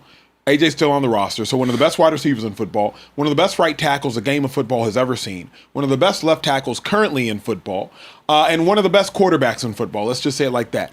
And you have a 33-year-old that's never called plays before. Like, you don't give your 16-year-old son, you got to, what's your oldest kid? How old? My oldest daughter? Yeah. She 25. Bet. Okay, when she turned 16, you bought her whip? 17, 18, you bought her whip? I think she was 17. What's the first whip you bought? I got her a brand new Jeep. Why don't you get a Ferrari? Shit, I don't got myself a Ferrari. I wish I would. But the point being, you don't give somebody who ain't ever drove before the keys to the nicest vehicle. The Eagles are the nice, they're a Ferrari of an offense. You got to build up equity. Like, at some point, Kyle Shanahan had to be a first-time offensive coordinator at some point. Mm-hmm. I don't care how old he was, and he was young. At some point, Sean McVay had to be a first-time offensive coordinator and a head coach. But Kyle Shanahan, at that point, it was a Browns offense with Johnny Manziel. That's a Jeep. That's a Ford Explorer. You ain't giving him Jalen Hurts. But Jalen, and I don't know Jalen Hurts. I've seen him. We say, what's up, cordial. But Jalen Hurts seems like the type of guy that's going to be very receptive to what you're trying to do unless he thinks you're god-awful. Ain't no way you're god-awful. I hate this take. I'm looking up something right now because I just wanted to be sure. Did Shane Steichen call plays before he was the Philadelphia Eagles offensive coordinator? No, he was his homeboy. He was Sirianni's homeboy. No, he was Sirianni's homeboy. But still, he had never called plays in the National Football League. And where did he take them while calling plays that one season? To the Super Bowl. Jalen Hurts is in no way in any position to say, nah, why should I listen to you when he's offensive coordinator dependent? When you have a good offensive coordinator, it works out, and it works out great, and it's amazing. The next year, when you have a different offensive coordinator, it's horrible. It's not good enough with Brian Johnson. Then you get another offensive coordinator, and it's great with Kellen Moore. Then you have another one. Oh, it's awful. It's not what it needs to be with Kevin Patullo. He's not in position to say, you know what? Why should I listen to you? This should be my offense. This should be Jalen Hurts calling all the plays. Because if that was the case, we would have seen better offenses in 2025 and in 2023. This is just an absolutely ridiculous take, and you did this before, and that's the more disappointing part. You did it before. You did it with Shedeur Sanders saying, "Why should he have to listen to Todd Monken, who's coming and never called plays before?" Is every play caller in the NFL have to have prior play calling experiences? No. I said Monken had never coached before. That was the I don't want to hear that nonsense. He's never been head coach before. Sure, but here's my thing: is Kieran, you're speaking in this like utopian world. You're right. Everybody should be humble, etc. I'm not saying they have to be humble. You don't have to like it. If you're Jalen Hurts, and I got a Super Bowl MVP. But doesn't Jalen Hurts seems like he's a humble, I don't feel myself type of dude? He seems like it. So he must think not it's be. crazy. I think if that were the case, I think AJ and Jalen would still be on one accord. I'll leave it at that. If that were the great case, point. Why do you think they're? I'm just saying, Kieran. I'm not saying you're wrong. I'm just saying you're not realistic. Realistically speaking, if you Jalen Hurts, I wish he would, and rightfully so. I hope as a Cowboys fan, I hope Jalen Hurts has that mentality. I hope he looks at a new offensive coordinator after the one last year led them to God knows what, and I hope he has a negative mindset towards the dude that could possibly change things around for him. Not negative, close. Because if he continues to have seasons like he did last year with Kevin Patullo, is Jalen Hurts going to be a quarterback that's there for the Philadelphia Eagles for that much longer? Is he not He's playing for an extension? extension. Man, he gonna be on his schoolboy behavior. Come on, man. Schoolboy behavior. Yes, sir. I think he will with Sirianni. And it's someone that can help him. All right, with Mannion. If I'm Hurts, I would have to have my doubts. Because if it's 2 years in a row that the Eagles' offense are the reason they struggle as a team, this is going to go to Jalen Hurts. This is going to go on Jalen Hurts. Because we know these coaches talk. They're friendly with each other. You don't think Kevin Patullo is bashing him to his friends? The only tension I have, and even pushing back on Kieran's point retroactively, when Shane Steichen took over the Eagles, bro, he took over a first-year starting Jalen Hurts, a Miles Sanders. I'm doing this off the top of my head. Grace for me. A younger Goddard. AJ's not there. Smitty's barely drafted. Yes, you can not be a play caller before for that team. Who knows what that team is doing? You have the keys to the most talented Eagles offense you could suggest in history. You giving the most talented Eagles offense in history to a dude who is Kieran. One day they're not the most talented offense in Eagles history. No way. Who you taking? The team that won a Super Bowl is going to be more talented than this because AJ Brown gone. But I'm just speaking at the time AJ's here. But you're right. Obviously AJ finna be gone. I'm just saying like that's a risky proposition. I think Jalen Hurts is in position to be. AJ gonna be gone. This is not. I'm sorry, bro. You're right. Just looking at right. It's not Patrick Mahomes. He's not. Let's hit some super chats, G. Listen, we can get to some super chats, but first, hit the subscribe button. Hit the subscribe. Hit the like button. The like button. Hit the bell button. Do it so that you're notified to see my handsome face every Sunday through Thursday. Do it right now before I show my white ass arm again. Please don't. Do it. And in fact, speaking of his white ass arm, I can do 413. Dropped a $100 super chat and said, "What up, fam? Just drop it in to show love at Carebear. Stay consistent in the book and on the diet. Come on now. Hit Proverbs when you can next. Yep. But also, please hit that sun too. If Casper had a gym membership, it'd be your arm. And Show the people one more time. It's been hot out here too. That sun gonna do wonders. Golly, boy, that thing is gleaming. You know, what I mean, it is pretty reflective. Yeah, it's pretty tough. He goes on to say, shout out to Team Carebear and TJ, blessings and love. I can do. It's good to see you. Mr. Bark 5369 said, it's my first time catching y'all live, but I got one question for TJ. Is JSN the best wide receiver since he's the only one with the depoy? And if you don't know, they spelled his name. They spelled his trophy wrong twice. I don't know if you've seen this. Carebear, I got a tweet in there for you. Player. Yeah, they put the depoy on there. Okay, yeah. So for those of y'all that don't know, JSN won Offensive Player of the Year in the NFL Cinnamon Award. Kieran's pulling it up now. That was actually labeled, and they said Defensive Player of the Year. He should have kept that and made him send him another one. I'm keeping that one. Yeah, that's going on my shelf too. Yep. Yeah. But so what was the question? Is he who? Is he the best wide receiver? No. Yeah. No. Man. He's good. What's up with it, man? JSN, the whole award. Drewski messed up his name and did it on purpose. Yeah. Disappointed the dude. And then y'all send him a messed up truck, bro. Yeah. He should keep that. I'm keeping that. I'm not sending that back. They're gonna send me another one though. Yeah, got to. Then I'm selling that one. How did they make that mistake though? It's crazy. Yeah, that's wild. Nah, they just disrespecting JSN at this point. Yeah. I don't know. It's crazy. Yeah, he got to, he can answer it on the field. Lee Steffes said, after a frustrating year, if the Kyler Murray and J.J. McCarthy quarterback situation doesn't work out this upcoming season, do you think Justin Jefferson could win out? He'll be 27. Could Buffalo be a fit? Would y'all like to see Jettas in Buffalo? I mean, man, they done sent Diggs to Buffalo. They gonna send Jettas there as well. That's crazy. That'd be. Josh would have literally no more excuses left. None. JBX1310 said, what do y'all think is the biggest collapse in the championship of the three major sports teams? The 2016 Cavs Warriors, Falcons and Patriots Super Bowl, or 04 Yankees Red Sox? Oh, that's tough. That is tough. Off the top of my head, I'm gonna probably say Yankees Red Sox. That was bad, bro. Was it 3-0? That was 3-0, wasn't it? They were up 3-0 and they blew a 3. That one. 3-0. But the thing is, like, it was like miracle plays. Not miracle, but it was like late game. David Ortiz had to hit like 2 game-winning home runs. It was close-ish. Yeah. You know, it wasn't like they just completely fell apart. Yeah. Cavs Warriors to be the Not greatest. Cavs Warriors. To be the 'Cause Draymond got greatest. hurt. Draymond got sure. suspended. So Right. at least Cavs Warriors, you could point to like a Some caveat. sort of Yes, causation. there's some sort of. Reason. Yes. But as far as a team choking something horribly, Cavs Falcons. Warriors is It's a bad. Falcons. It's a Yeah, Falcons. Falcons. It's got to be the 28-3 Falcons. is Bro, they were up 28 to 3. Run the ball. Not only that. Snap it at 1 second. Yeah. This game is over. what kills me, right? Yeah. You end up having a fumble in your own area, 8 minutes left. If Matt Ryan just tucks it, goes down, they can punt, flip field, and have to make them drive a whole lot further. That was how they got within 1 score, right? Mm-hmm. Then they get the ball back to get that completion to Julio Jones deep in field goal range. People don't remember this. I do They were, remember, yeah, yes. you remember that. They were Yes. like the 23-yard Then they line. take a sack. And then you you have a holding penalty because you want to drop back and pass. Then you take a sack on 3rd down, Yeah. and you're out of field goal range. was You the kick a difference. field goal and you make it there, the game's over. With 3 minutes left, however long it was, the game's done.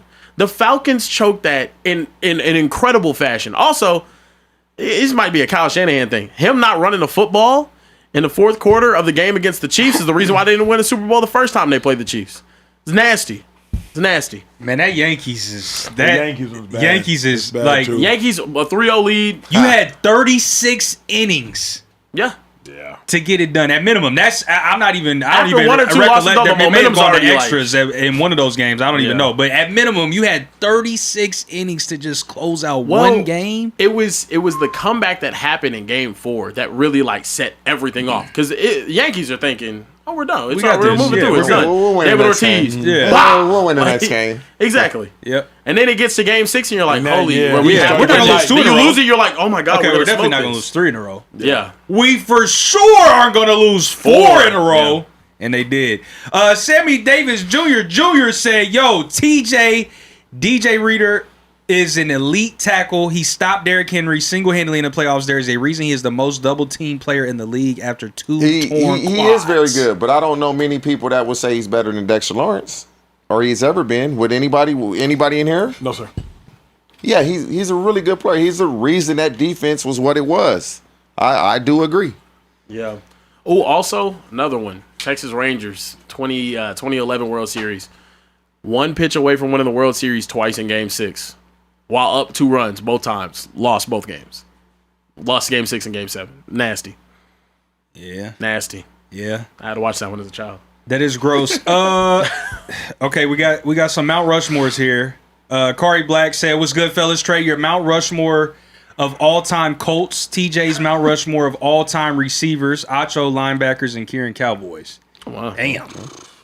Wow. All right, yours, Trey. Colts, you got to go Peyton. Yeah. Yeah. I'm probably going to go Edrin. Okay. Yeah.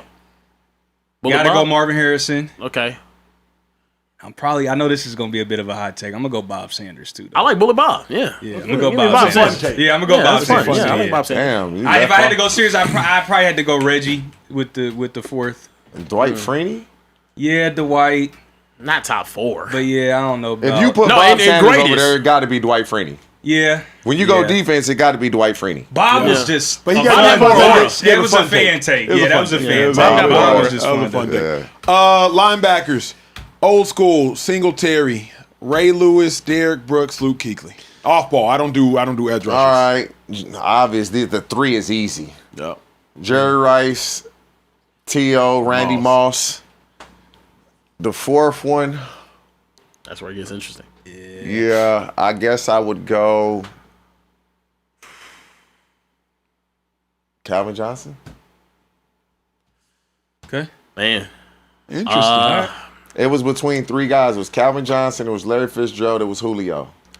Yeah. Okay. I like that pick. Yeah. I'm not mad at it at all. Yeah. Cowboys, I haven't got to see too many good ones in my lifetime.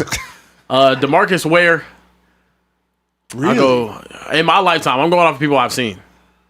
Yeah, That's, is that a cop out or you yeah, said cop all out. time? You Okay, gotta go all all right. time. You gotta go all And time. I'll go That's Michael such a- Irv. I'll go playmaker. I'll Yeah, go you gotta go Emmett. playmaker. Okay. I'll go Larry Allen, Yeah, there we go. and I'll go. I don't want to throw his old weird ass in there. You ain't going Prime? Or he don't count? Prime was just there for such a short time. Yeah, that's won a Super fair. Bowl with us That's though, fair. so I'll say Des Bryant. That's my fan take. I love Fan watching take, Des yeah, Bryant. fan Des Bryant was take, amazing. yeah. Yeah. Yeah. I like that. I like it. Let's keep it moving. Yeah, we gotta keep moving for sure. Moving forward, we got to talk about quarterbacks in the National Football League. Chris Sims on PFT Live was talking about his top 5 quarterbacks. I'll let you guys take a listen. I think that's a very fair question, and I'll tell you that's where it got real for me in my quarterback rankings. It did, because it was a little like, wow, there's a few guys that are capable of being number 5. I mean, Matthew Stafford after the year what we just saw, Caleb Williams certainly, no doubt about it. Drake May was 1 vote away from being the MVP. Right? Justin Herbert, to me, classifies being in there, even though I know, the wins and stuff aren't quite there. Jaden Daniels, the year before, was on the cusp of being that kind of guy there, too. Let's not forget he's still awesome when he's going to be back here this year and that. So, I hear what you're saying there. It is an interesting conversation. I think it's, up for grabs this year. So essentially, if Josh Allen, Patrick Mahomes, Lamar Jackson, and Joe Burrow are the top 4 quarterbacks in the NFL, who is number 5? In your opinion, if you agree with these top 4, who's your 5th best quarterback? Well, realistically speaking, Joe can no longer be in the top 4. He can't. What Joe you talking about? What Joe you talking about? What Joe you talking about? The one whose Hold last up. name is Burrow. Them not prescription glasses right now, so I don't need. Wait. Joe can't be in the top 4 anymore, man. And it runs me hot because Joe Burrow was always he was the second best quarterback in football for 3 years to me. And he still is. Like I would take Joe over Josh. I was taking Joe over Lamar. I was dying on that hill. Everybody, Acho, you an idiot. I'm like, nope. I'm taking Jamar Chase as the best receiver in the league, and Joe Burrow's second best quarterback. Justin Jefferson, the best receiver in the league. Nope. Jamar Chase. I was dying on that hill. It's unfair. It's unfair to still put Joe Burrow in top 4 conversation. So with that being said, Matthew Stafford is the 4th best quarterback in the league. But if you want me to play this game, Stafford's 5. I don't think it's much of a debate. We forget about Stafford because Stafford's old, but there's not a quarterback who you trust more with the game on the line. There's not a quarterback who you trust more with your season. There's not a quarterback who you trust more to go win a Super Bowl if you're counting out Patrick Mahomes than Matthew Stafford. Hell, I trust Matthew Stafford more than Lamar, more than Josh even. So Stafford has to be 5. If you're not answering Stafford, it's because you're factoring in his age. But is it a conversation? What you think? It's a conversation. It is. These have been the best 4 quarterbacks in the National Football League for the last 5 years. That's a lie. No question. It's a lie. No, it isn't It's a lie. a lie. You can't count No, Joe it isn't Burrow. a Yes, you no, can. it He isn't. had No, it 43 isn't a lie. touchdowns and 9 Hey, DJ, put it he's like missed this. 2 of his last 3 seasons, bro. You know what's can't crazy? count this We'll man. never get the answer to this. Sean McVay would trade Matthew Stafford for Joe Burrow. No, he wouldn't. No question. No, he wouldn't. No question. He walked to Cincinnati to make that trade happen from LA. Joe Burrow would be hurt when he got there. Nah. He'd be hurt off the plane. He would have been playing with a better collection of players, so he'd probably have 2-3 Super Bowls. Yeah. Joe's Yeah. amazing, by the way. Joe's cold, it is bro. so unfair. Joe is amazing, but it's unfair to put him in the best ability is availability. It is so unfair to put Joe Burrow in conversations with Josh Allen, who doesn't miss games, with Lamar Jackson, who misses games but still doesn't miss as many as Joe. It's just unfair, T. Like the dude played 8 games 2 years ago. He played 10 games. With a 17-game season in between them. What you're saying is fair. What you're saying is fair. I will agree with that's fair. That's fair. The fact that he's doing what he's doing and he's missing all those games just shows you how good he is. What's he doing? Missing the playoffs? No. How many quarterbacks would we say are top 5 or anybody at any position that's missed that many games and we still put him ranked that high? Nobody. Exactly, because he's that good. He's nice. But to answer the question, if you're going to be realistic, it is Stafford. But what I'm putting there is probably Jaden Daniels. Really? Yeah, because I just believe this new wave of quarterbacking is guys that can really throw the ball, guys that can get outside the pocket. Jaden is going to have to stay healthy. And, hey, you know what? These 3 yards ain't worth getting injured. And it was really the hamstring that kind of put him out of whack in his knee. But that's what I would take is Jaden Daniels. Man, what the hell are you guys talking about, man? What are y'all talking about? What are we doing? Top 5. Joe Burrow is 1,000% a top 5 quarterback. I like when you're looking at a top 5, right? I hate when people do this. I'm not looking at what they did in the scope of their career because I would take Aaron Rodgers as a top 5 quarterback in terms of what he's done. It's about going into the 2026 season. What quarterback would I want to pick first? I would take Patrick Mahomes. What quarterback would I want to pick second? It would be Josh Allen. Out of the conversation to Josh Allen, Lamar Jackson, Joe Burrow. These guys are unquestionably up there. Matthew Stafford should also be in that conversation as well. It's ridiculous that we forget him because there's not 5 quarterbacks you would take over Matthew Stafford heading into this season. There's not. There's just not. It's ridiculous. There's not. These guys have cemented themselves as the top 5, and I don't even think it's a conversation.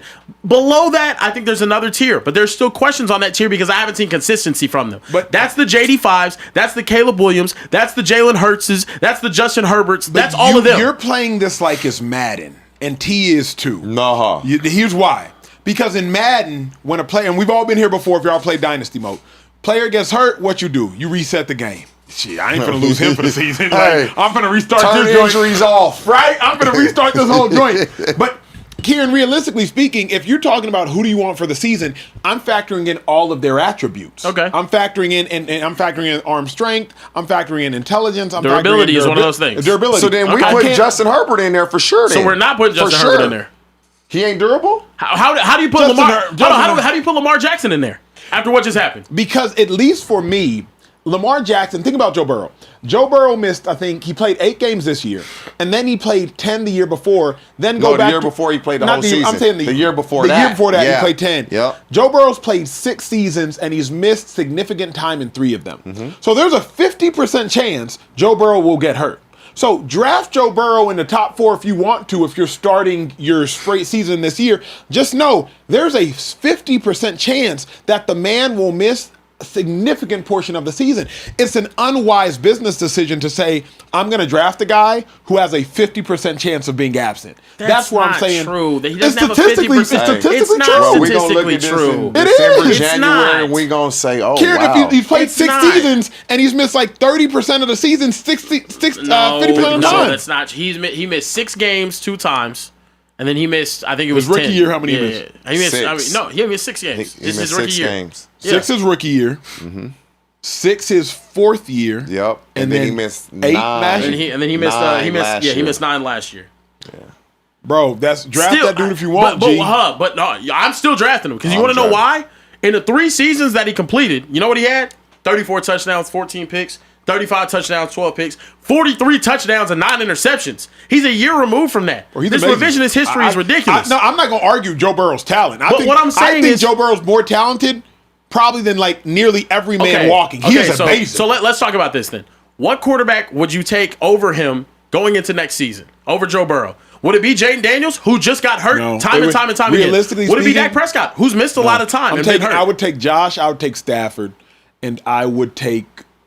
I haven't seen enough of Drake. No, I'm not including Stafford. Say they're the top 4. At 5, who would you take over him? Oh, I'd take the risk at 5. You feel me? Like at 5, I take the risk. It's just not fair to have him over Stafford. I just don't think that's fair. Stafford just won MVP. That's okay. I'm Like, cool with that's that. just- that's I'm cool not- with that. that's Stafford's not got a fair to me. championship. He just won MVP. But I'm now, okay with that. if you're talking, because now you bring up a great point. If now Burrow's in a conversation with Herbert, who's never won a playoff game, so why would you take him? Exactly. Dak Prescott, he be getting hurt. Jaden Daniels, he just got hurt. Yep. Drake May, I've only seen one good season from him, and Caleb, I've only seen one good season from him. Then it's like, now I'm a roll the dice. Then I'm a, hey, That's what I'm we saying. finna roll the dice. So he's But a bona fide top 5 yes, quarterback. top 5, yeah. It's just I have such issues when you disrespect somebody like Stafford. But we've been disrespecting Stafford for like 3 years now. I just think those 5 guys. I think Stafford gets his credit. Everybody says Stafford is a top quarterback. Everybody. And it's been that way since he's won a Super let me ask Bowl. you this, He's being gotten his honest, credit. Here's why are we disrespecting him? Why isn't Stafford universally ahead of Lamar? Like universally. That's what I was gonna say. Like why are we just slotting Lamar? Why isn't Stafford ahead of Josh? Like, why isn't he universally ahead of Lamar and ahead of Josh? Because 2 regular season MVPs. Now that he has an MVP, got as many MVPs as Josh, got a Super Bowl. Josh ain't got it. Like he should. We throw Stafford in there like make a wish. Like all right, Because Stafford, what can get I in tell you there. why? Like Your swag Josh argument. Allen has never had a group of skill guys like Matthew Stafford. That's true. Ever. Very true. Ever. He never had it. Lamar Jackson either. Yeah. To be fair though, Sean McVay turns the Khalil Shakirs into the Cooper Cups. Hello, at least into the Robert Woodses. Exactly, at least to the Robert Woodses. But you got to look at Sean McDermott, defensive coach. We're gonna play a little conservative offensively. I want to win it on defense. Lamar Jackson, you can say Harbaugh is basically a defensive coach, and so Greg Roman was his OC. We're gonna run, pass it here and there. They kind of opened it up with Todd Monken, and so it's just Sean different. McVay would cook with James Cook, with that type, with Knox, with Kincaid. Yes. Dude, Sean McVay would And Sean Josh McVay would Allen get is with his that. quarterback He would go in crazy over LA. there. He would go In crazy this over there. weather. Bruh. No, Josh Allen would be a statistical anomaly. It'd be like he would be he'd be an alien if that's what would happened. go But look, this is my crazy. thing. The He reason might why win they don't 4 have Super those Bowls with McVay as his head coach. Yeah, I facts. agree based off of like playoff performances and whatnot. Stafford's a playoff performer and he does that. The reason why he's not in the conversation with Lamar or Josh or the other guys, he has had 2 great seasons in a Rams uniform. Great seasons. The other years were kind of up and down. Yeah, they were cool. Statistical. It wasn't statistical. Yeah, but also he's not a runner. So like we're watching your passing yards. I'm expecting 35 plus 40 touchdowns, and he's had 2 of those years, and they were solid. But Beautiful not solid people, enough. we got one more topic to get to today. Before we get to it, if you're just now tapped in, this is a Speakeasy. Hopefully it's added a little bit of joy to a day and potentially a strenuous week. It is our last show of the week and also our last show for the next 10 days. We will be off until June 1st. Have to handle some business, have to rest, recuperate after a long basketball season, an arduous basketball season as well. Hit the subscribe button if you just tapped in. Hit the bell button to be notified. We're going to be dropping a lot of exclusive content over the 10-day stretch while we are off. Some content you haven't seen, some of our best moments, some content that you have seen. So just make sure you hit the subscribe button right now. Hit that bell button as well. Appreciate y'all hanging with us. We got about 15 more minutes left of show. Let's get to some super chats. If you want us to talk back to you during today's show, drop a super chat. Speak now or forever. Hold your peace. Social Trade super chat. What's up, G? We'll do, before I get started though, Acho can tell y'all it's because of the basketball season we're going dark for a week, but actually he and I are just in such tense and heated contract negotiations. The show has to go dark because Trey it's said he's just not getting pulling up really anymore. volatile in the background of it all. I put a smile on my face when the lights are on, but when the show's off, Acho sees another Will you side sign of that me. franchise tender during the break? We'll see. That's yet to be seen. we'll see. Depends on if Acho sends it to my people. This is really a holdout. That's what it is. We're at lockout. Yeah. It's a That's what Speakeasy it is. lockout. That's crazy. I've convinced Kieran and TJ to stand with me. You Shady ain't got a getting that little. Matthew Stafford treatment, huh? Nah, I ain't getting that Matthew. Me and TJ gonna be Matthew sitting Stafford. Don't courtside give me in the the Drew Matthew League. Stafford. Just give me a little something to line my pockets. That's it. Listen, Art Stone jumped in with a $50 super chat and said, TJ, who was the wide receiver you studied for route running when you played? We'll start there and then I'll finish. It this. was I'll not finish one this. person that I studied. So what I would do is every offseason, I would get the receivers who I thought were good. We had DVDs back then. So I tell the video guy, make me a DVD of these guys. Yep. And I would just kind of watch them in off season. Yeah. Surprised it wasn't VHS. What about that was when you were already in the league. Yeah, I was What in about the when league. you started playing in high school? What did you? Oh, did no, you, no, high school. I only played 1 year of high school, my last year. That was the first okay. year I played football. That's so crazy. I remember you said that. I didn't know it was just 1 year though. Did I hoop? I hooped temporarily. Like, so I didn't really go to high school. I only went to high school for like a year and a half, 2 years maybe. What you Half doing? my senior year, I was hustling. I never was a gangbanging dude. I was just in the street trying to hustle. So I went half my senior year, half my junior year, all my freshman year. So I went like 2 years of high school. You graduate? Wow. No, I didn't graduate. How did you You get to graduated Oregon high State? No. Yeah, GED? No, so when you You graduate college? yeah. When you go JUCO, you just got to take an assessment. Yeah. And I like to think I'm a smart guy. Because you're a reader and all that. Yeah, I read a lot. And so when you go JUCO, you take an assessment, you score high enough, you good. So after my first year, my coach was like, you got a chance to get a scholarship, go get your GED, even though you're not going to need it. And so I just went and got it. Yeah. So you went JUCO, then Oregon State. Yep. Yeah. Gosh. In a weird way, bro, a lot of people that like hustle and whatnot, you'll realize they're ridiculously book smart. Yeah, but like, he doesn't wanna go to ridiculously book school. smart. Ridiculously. Yeah. It's Crazy. crazy. Teams like them in school. That's fact. Yeah, no, That's fact. So his super chat goes on to say, hot take, KD's MVP is the more significant OKC MVP because he played 81 games that year. SGA arguably wouldn't have had the historic efficiency if he equaled that many games. I don't know if we can say that. I don't know if that's fair. I mean, shout out to him for statistically, playing 81 numerically, the more you play, the less efficient you have, or the higher the chance that you become less efficient. I don't call that a hot take, though. That's a nuanced take. Yeah. Very nuanced. Very nuanced. It'd be nuanced different, take, but over a 68 game span, your efficiency is your efficiency. You're likely going to maintain that over the next 12, 13 games. Once you get past like 50 games, that's kind of like who you are. Yeah. For sure. Let Drake Cook said, I'm always here with you. What's poppin', fellas? TJ, Social Teasy, Ach, and Brown Nose Bear. I'm from SA. I'm assuming that's San Antonio. If the Spurs win this round, they're burning the city down. Random argument I got into today. What would Prime Shaq do to Wemby? We talked about that a little bit last show. I can't But say this ain't a real argument. Wemby wouldn't guard Shaq. There's not a world where Wemby would guard as Shaq. you were saying yesterday, put his ass through the mattress. Think about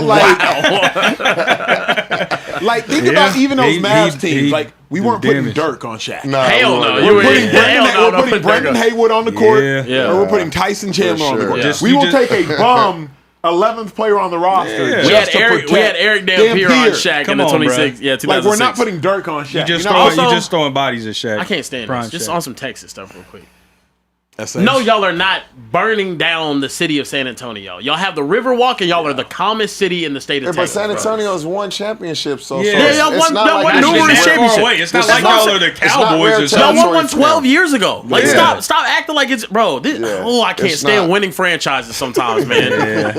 Like we should burn the city down if the Cowboys win the Super Bowl. It's been 30 years. Y'all should and we've burn been a the couple laughing stock of the cities league. You said what? Dallas, drive on over to Houston. We should burn every city in Fort Texas Worth, down. Yeah. all of it. Just burn it all to the ground. Kitty Power said, "What's up, Speakeasy fam? Yo, TJ, we got to talk some boxing. When the baddest man on the planet and pound for pound king Alexander Usyk defends his WBC heavyweight title Saturday against Dutch kickboxing legend Rico Verhoeven. Thank you. Any thoughts?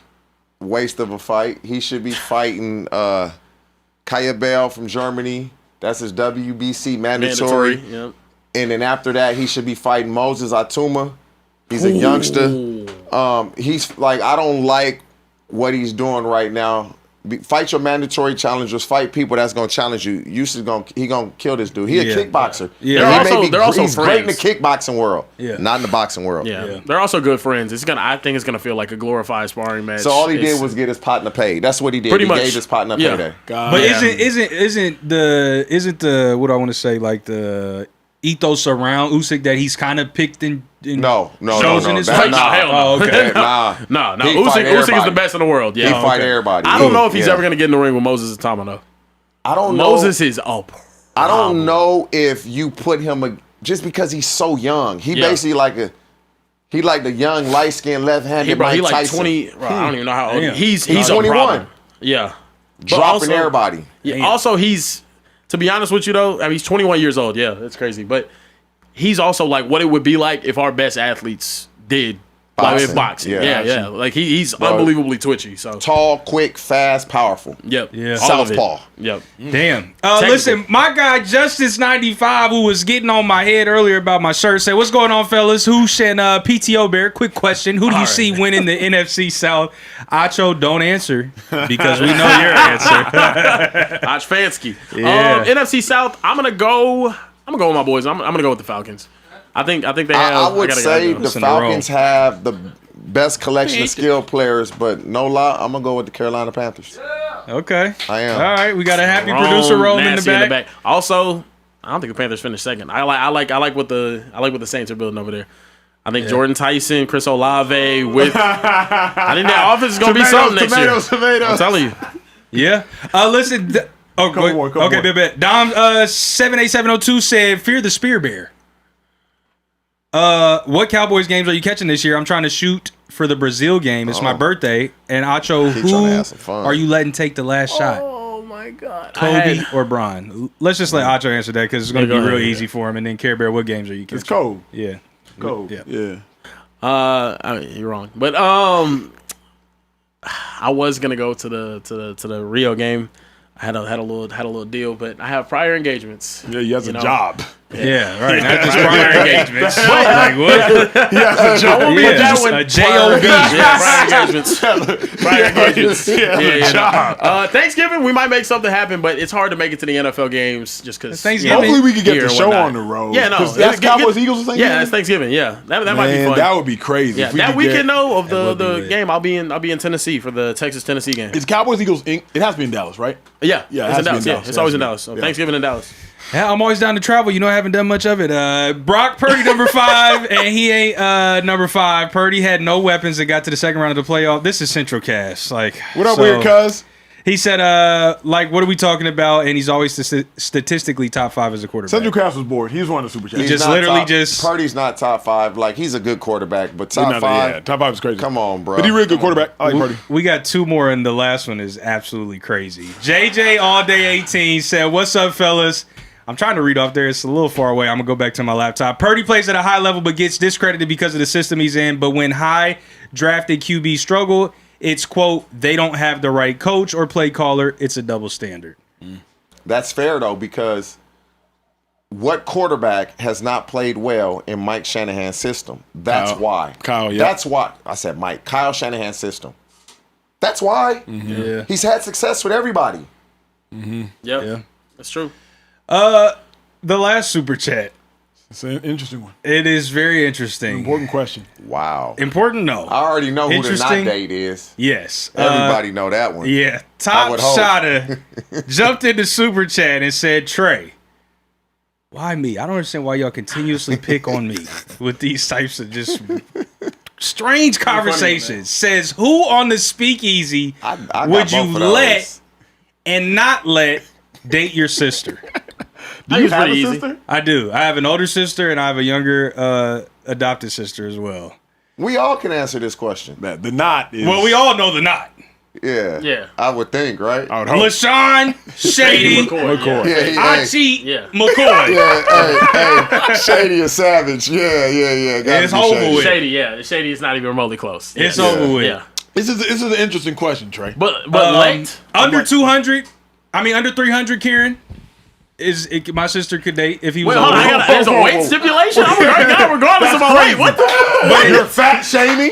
No. That's crazy. Because you guys are equating a correlation that I'm saying is weight. It's who he was above 300 versus who he is right under 300. You which he's taking at above now. 300 me over Acho too? No. Let's be respectful. Come on, bro. Let's be respectful. Come on, bro. Let's be respectful. Who would you want to let date your sister? Come on, bro. Like I say, under 300, Kieran, What's the because difference? He's the same guy. He has the same heart. he comes in, he's more lively, he's more animated, he's living an active, more fruitful lifestyle. He's going to be around longer. You know what I mean? He's healthier. Okay. He's in the I can good dig book. that. I can hear Over that. 300, Kieran. He got in the. You know what I mean? He's really in. He's in the word. He's gonna uplift. He's just a much better a guy. good I one. think It's a good one. So I'm gonna go under 300, Kieran. Now TJ's about 10 years. I think my sister's senior, and he's married. So we'll leave TJ off. We have limits. to disregard marriages. Okay, no marriages. No marriages. TJ can date. Could date my still- he's sister. still Well, no. 10 years Out of older. all three of us, who's Well, first option? Kieran's 10 years younger, so I'm first option, right?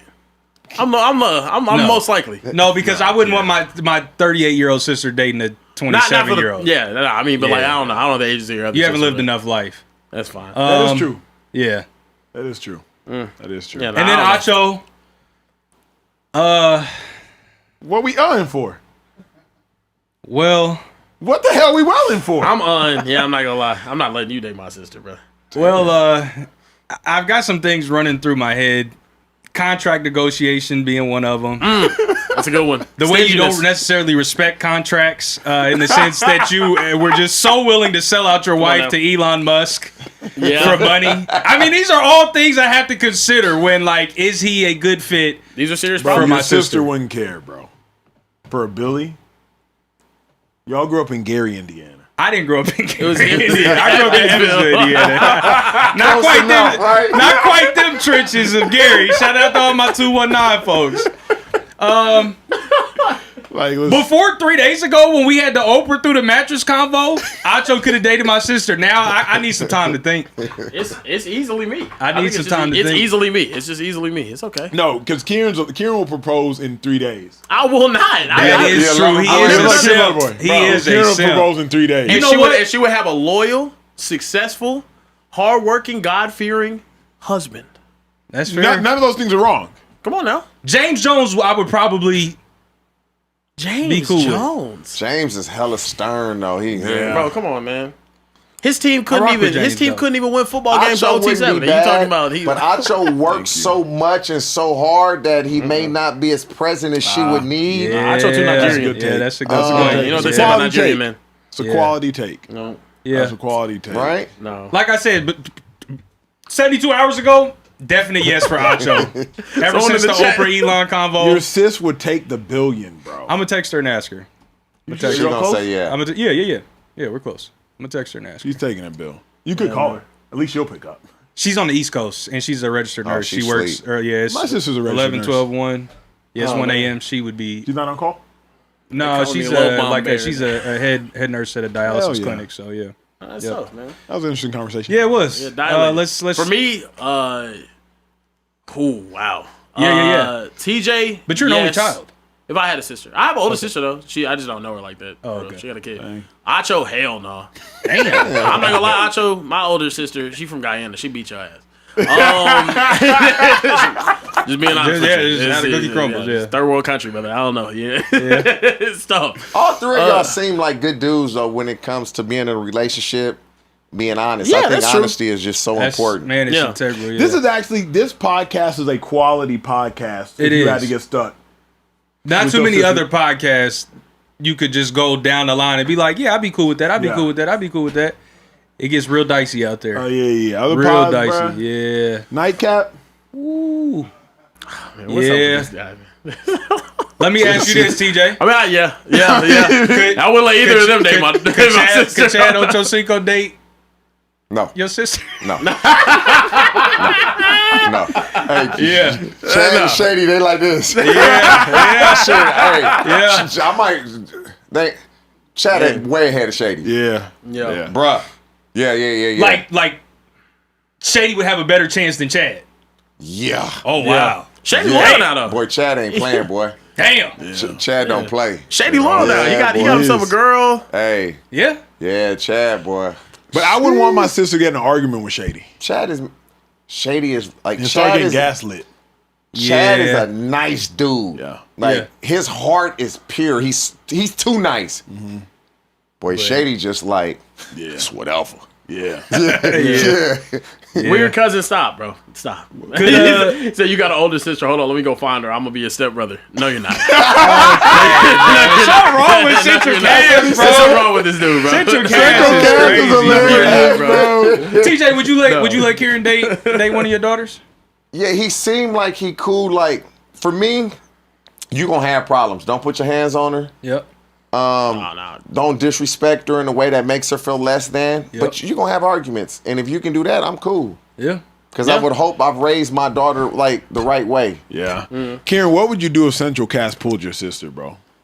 I mean, I don't know her, so like, you can. You wouldn't care? I mean, I feel bad for him, probably. I don't know.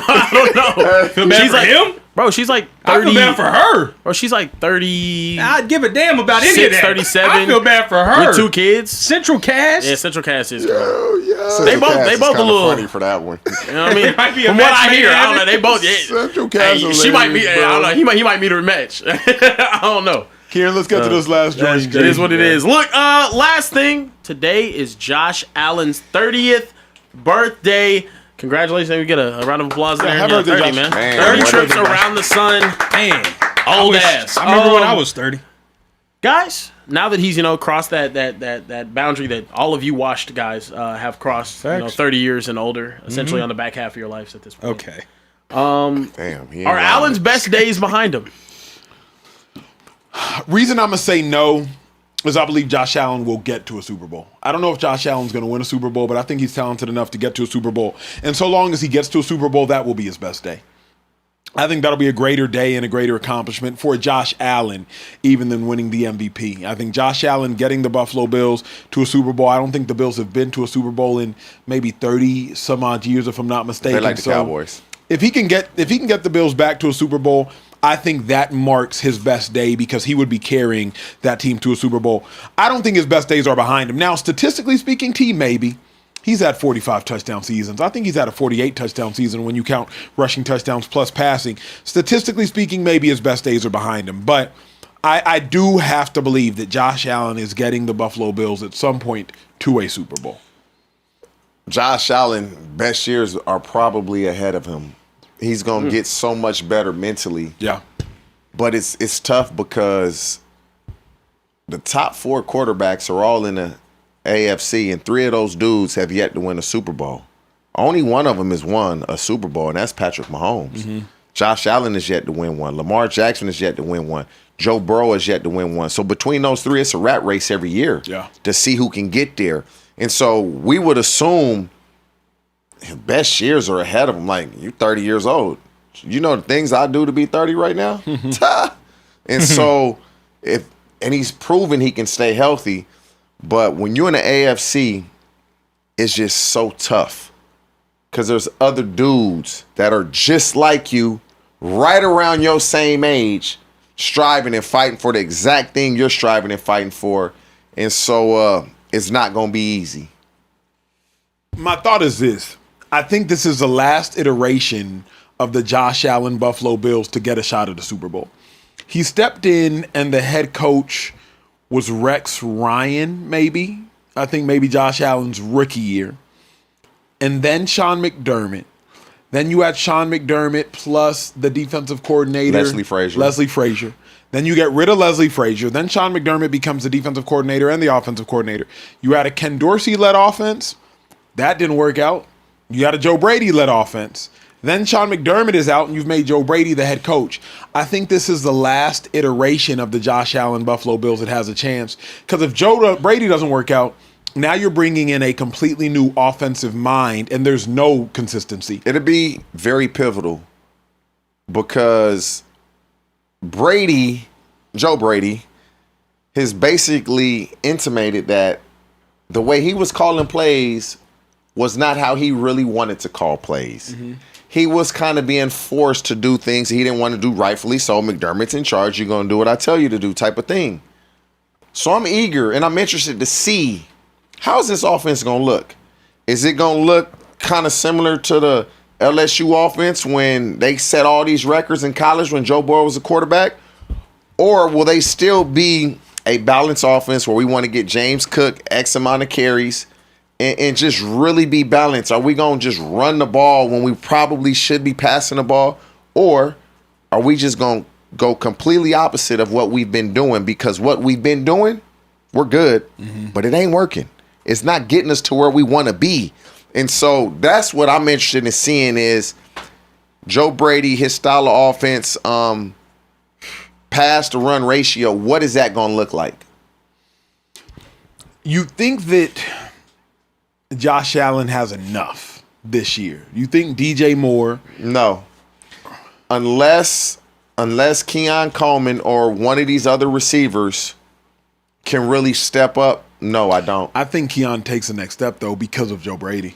I think Joe Brady was there last year. But he's made it a point as a head man. And still that confidence. Yes, I agree. I do agree. Keon Coleman is talented, bro. He hella talented. He can run, contested catch. He's quick. He can get in. It's for him. He hasn't had the success I'm sure he thought he would have. He's going to have, like, the first 2 to 3 games are going to be so important for him. Can he make a Quentin Johnson type leap? For those that are unfamiliar, Quentin Johnson, first round pick to the Chargers out of TCU when TCU went to the national championship game. Many called him a bust because after a season and a half, completely disappointing, couldn't catch the football. Then I believe his past year, his third year, he went crazy. Kieran, can you help me with Quentin Johnson statistics? Can Keon Coleman make a Quentin Johnson type leap? I would say yes, and they just picked up Q's 5th-year option. The Chargers did. Yeah. So that right there lets you know the belief that they had in him. But I believe Keon Coleman, he should be and he will be better because they're going to throw the ball more. He's going to have more opportunity. And if Joe Brady is standing on a table for him publicly like this in offseason, he's going to do everything in his power to make him succeed. It's really up to Keon Coleman to get it done. Catch the ball, get open, be where you're supposed to be when you're supposed to be there, not just on the field, in meetings, and just being a professional because the talent is there. When you're that disappointing in the NFL, because some people just think, and I hate this about the league, some people, and you in the chat, you might be like, man, this player was so good in college and they suck now. Players don't just get bad. Sometimes you weren't as good in college as your stats suggest, right? It was an offense, it was a scheme. Johnny Manziel, he had Mike Evans. The whole world didn't realize that Mike Evans was making Johnny Manziel. Johnny scrambled, threw it up. Mike Evans caught it. Everybody celebrates. But sometimes it's a bad situation. Sometimes your family dynamic. Sometimes you're not mature. Why has Keon Coleman been sorry? He just hasn't made the plays. But why? Is it scheme? Is it lack of maturity? Is it talent? It's not talent. And I don't know if it's lack of maturity because I'm not around them. But ultimately, we're just talking about this to the players every day.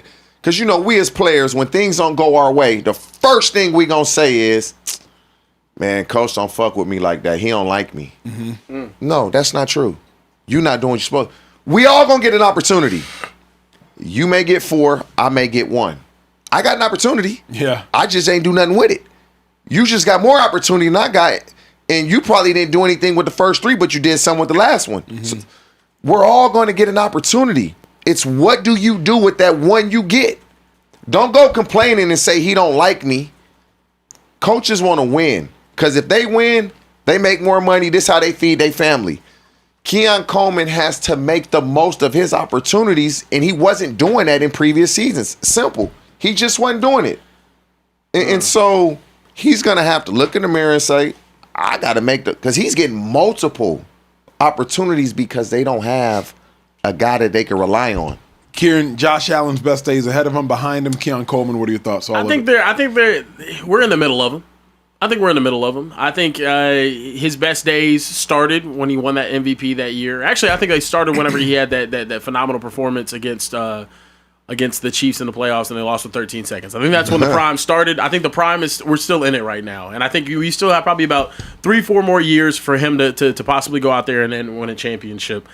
I don't think Keon Coleman is going to be the guy that helps them out. I'm sorry. I think whenever your talent is already at question in terms of how much you actually can produce at this level. I was never really high on him coming out of college. I thought it was a lot of the system that they were in and whatnot and him being able to produce, but I don't think he was one of the top receivers in that class. I think they could have taken better. And also, whenever you have that issue, it doesn't seem like Keon Coleman's been pressed to improve. Mm-hmm. His entire time. Whenever you're being a healthy scratch over and over again and you're missing practices and you're doing this time and time and time again, you're not anyone that I really want to, or anyone that I'm going to trust to build around. Even with Quentin Johnson, you've seen him kind of take steps forward and improve, even though he's not even been as crazy talented as some of the other first-round wide receivers we've seen. I just think DJ Moore signing, huge. Mm-hmm. Best receiver that he's had. And I'm excited to see what he can do this year. And if their defense is capable, I think Josh Allen's going to put them in position to win any and every game on that best receiver that Josh Allen has ever had? Not best. Oh, okay. Sorry, Stephon Diggs. Yeah, sorry. I was just making I'm still thinking about that. Yeah. Stephon Diggs, best receiver. Second best, I would say DJ Moore. Yeah, so best receiver he's had in a minute. Yeah. I'll say that. But what's crazy, should have been Amari Cooper. Shit, I don't know what happened, bro. That was weird. Amari's old.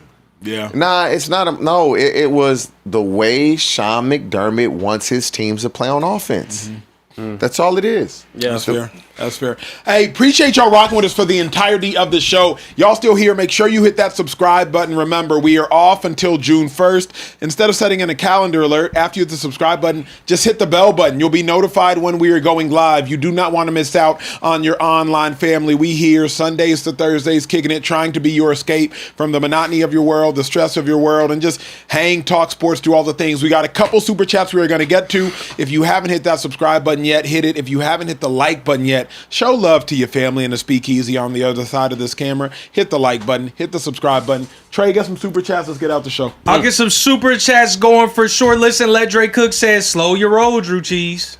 Oh, wow. I am not a Spurs fan. Oh, wow. Just from San Antonio. King James reigns supreme in this house. Oh, yeah, that's what I love to hear.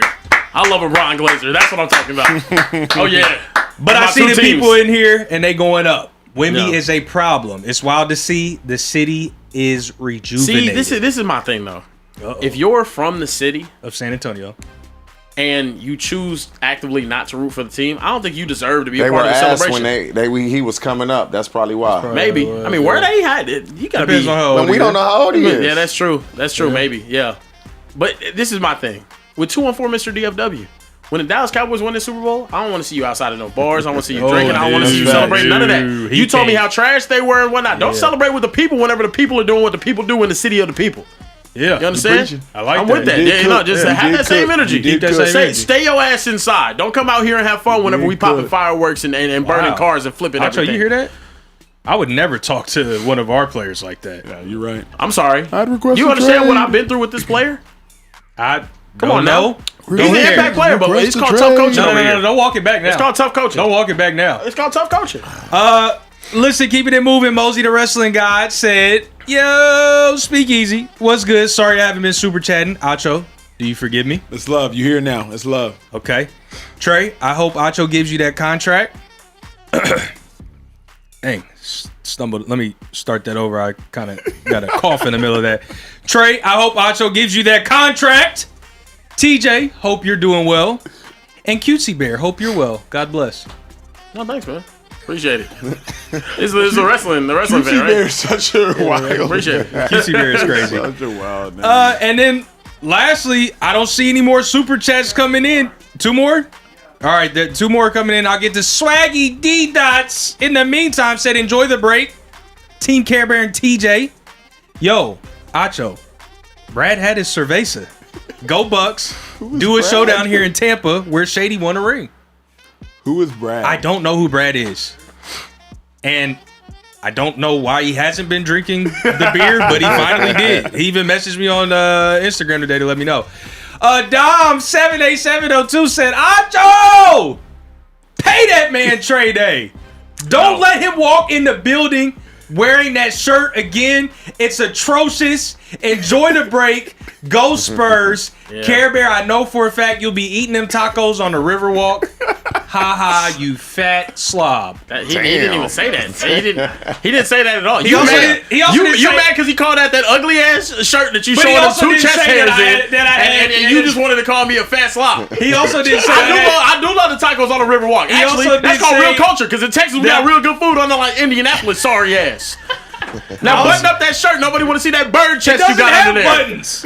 Doesn't have buttons. He just mad he can't make his chest pop like I can. Well, I don't have middies to do that, so I can't.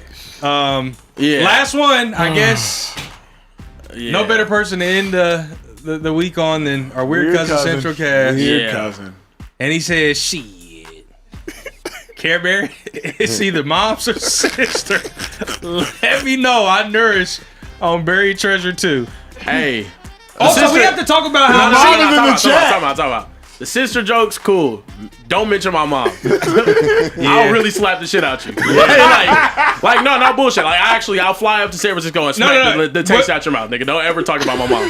So yeah, but that's cool. I'm cool with everything else. Don't talk about my mom. when we do a live show, Yeah. he's gonna pull up. You don't even have to fly Nah, to that's him. cool. He's Yeah. gonna come to the show. Yeah. You Don't just mention do it my mom then. again. Don't even waste your I'm dead miles, serious. your Don't mention my airfare, mom your again. money, Yeah. all that. Don't do that. Don't do that. Hey, like Will Smith said, keep his mother's name out your fucking mouth. Yeah, don't talk Central about mom. Cast. We don't talk about Mama Bear. He here. ain't the only light skin you got to deal with about Mama Bear. Okay. I don't know the sister, but yeah, we're not doing that one. Yeah, I don't know the sister. Say whatever you want about Fuck the sister. her. You can have her. Yeah, I don't know. Have you know all what I mean? parts of her if you want her. Yeah, exactly. Well, that's crazy. Oh man, look, man, we are going on a long break. It's much needed. Not long enough. Oh, tell you wow. What's wrong with this dude, man? I actually like coming into my job, and I love I do working, too. which is why I got a contract extension. You didn't. I like working. You've missed Look, more man. shows than anybody up here. And it was deserving. I still got my extension before you. Apparently, I did more work with less time. Fellas, we appreciate you guys. Thank you so much for watching. Make sure you hit that like button, hit the subscribe button, Hit it and also hit the now. bell button to be notified when we go live next. We will be going live next on June Like 1st, Oprah. celebrating the start of summer. We're going to be taking off a week. No show this upcoming Sunday through Thursday. Next Sunday after that is when we'll be going live, and we'll be going live. Monday. Oh, Monday. Sorry, Monday. See, Monday, see, June he don't 1st. even know the damn schedule. Pay him all that money. He don't even know what You the have hell a going bird on. chest. We appreciate you guys. Make sure you guys tune in 11:15 p.m. Eastern, 10:15 p.m. Central, 8:15 p.m. Pacific time. Thank you guys so much for watching. We'll see you guys next time. Love right y'all. here in the Speakeasy. Peace. No shout out to the back. No, wait. No, I knew it was coming. I knew it. What? Shout out to the gang in the back. Come on now. I knew it was coming. The Farmer Stand picture is crazy. Show it. Works hard, looks good, skips the sunscreen.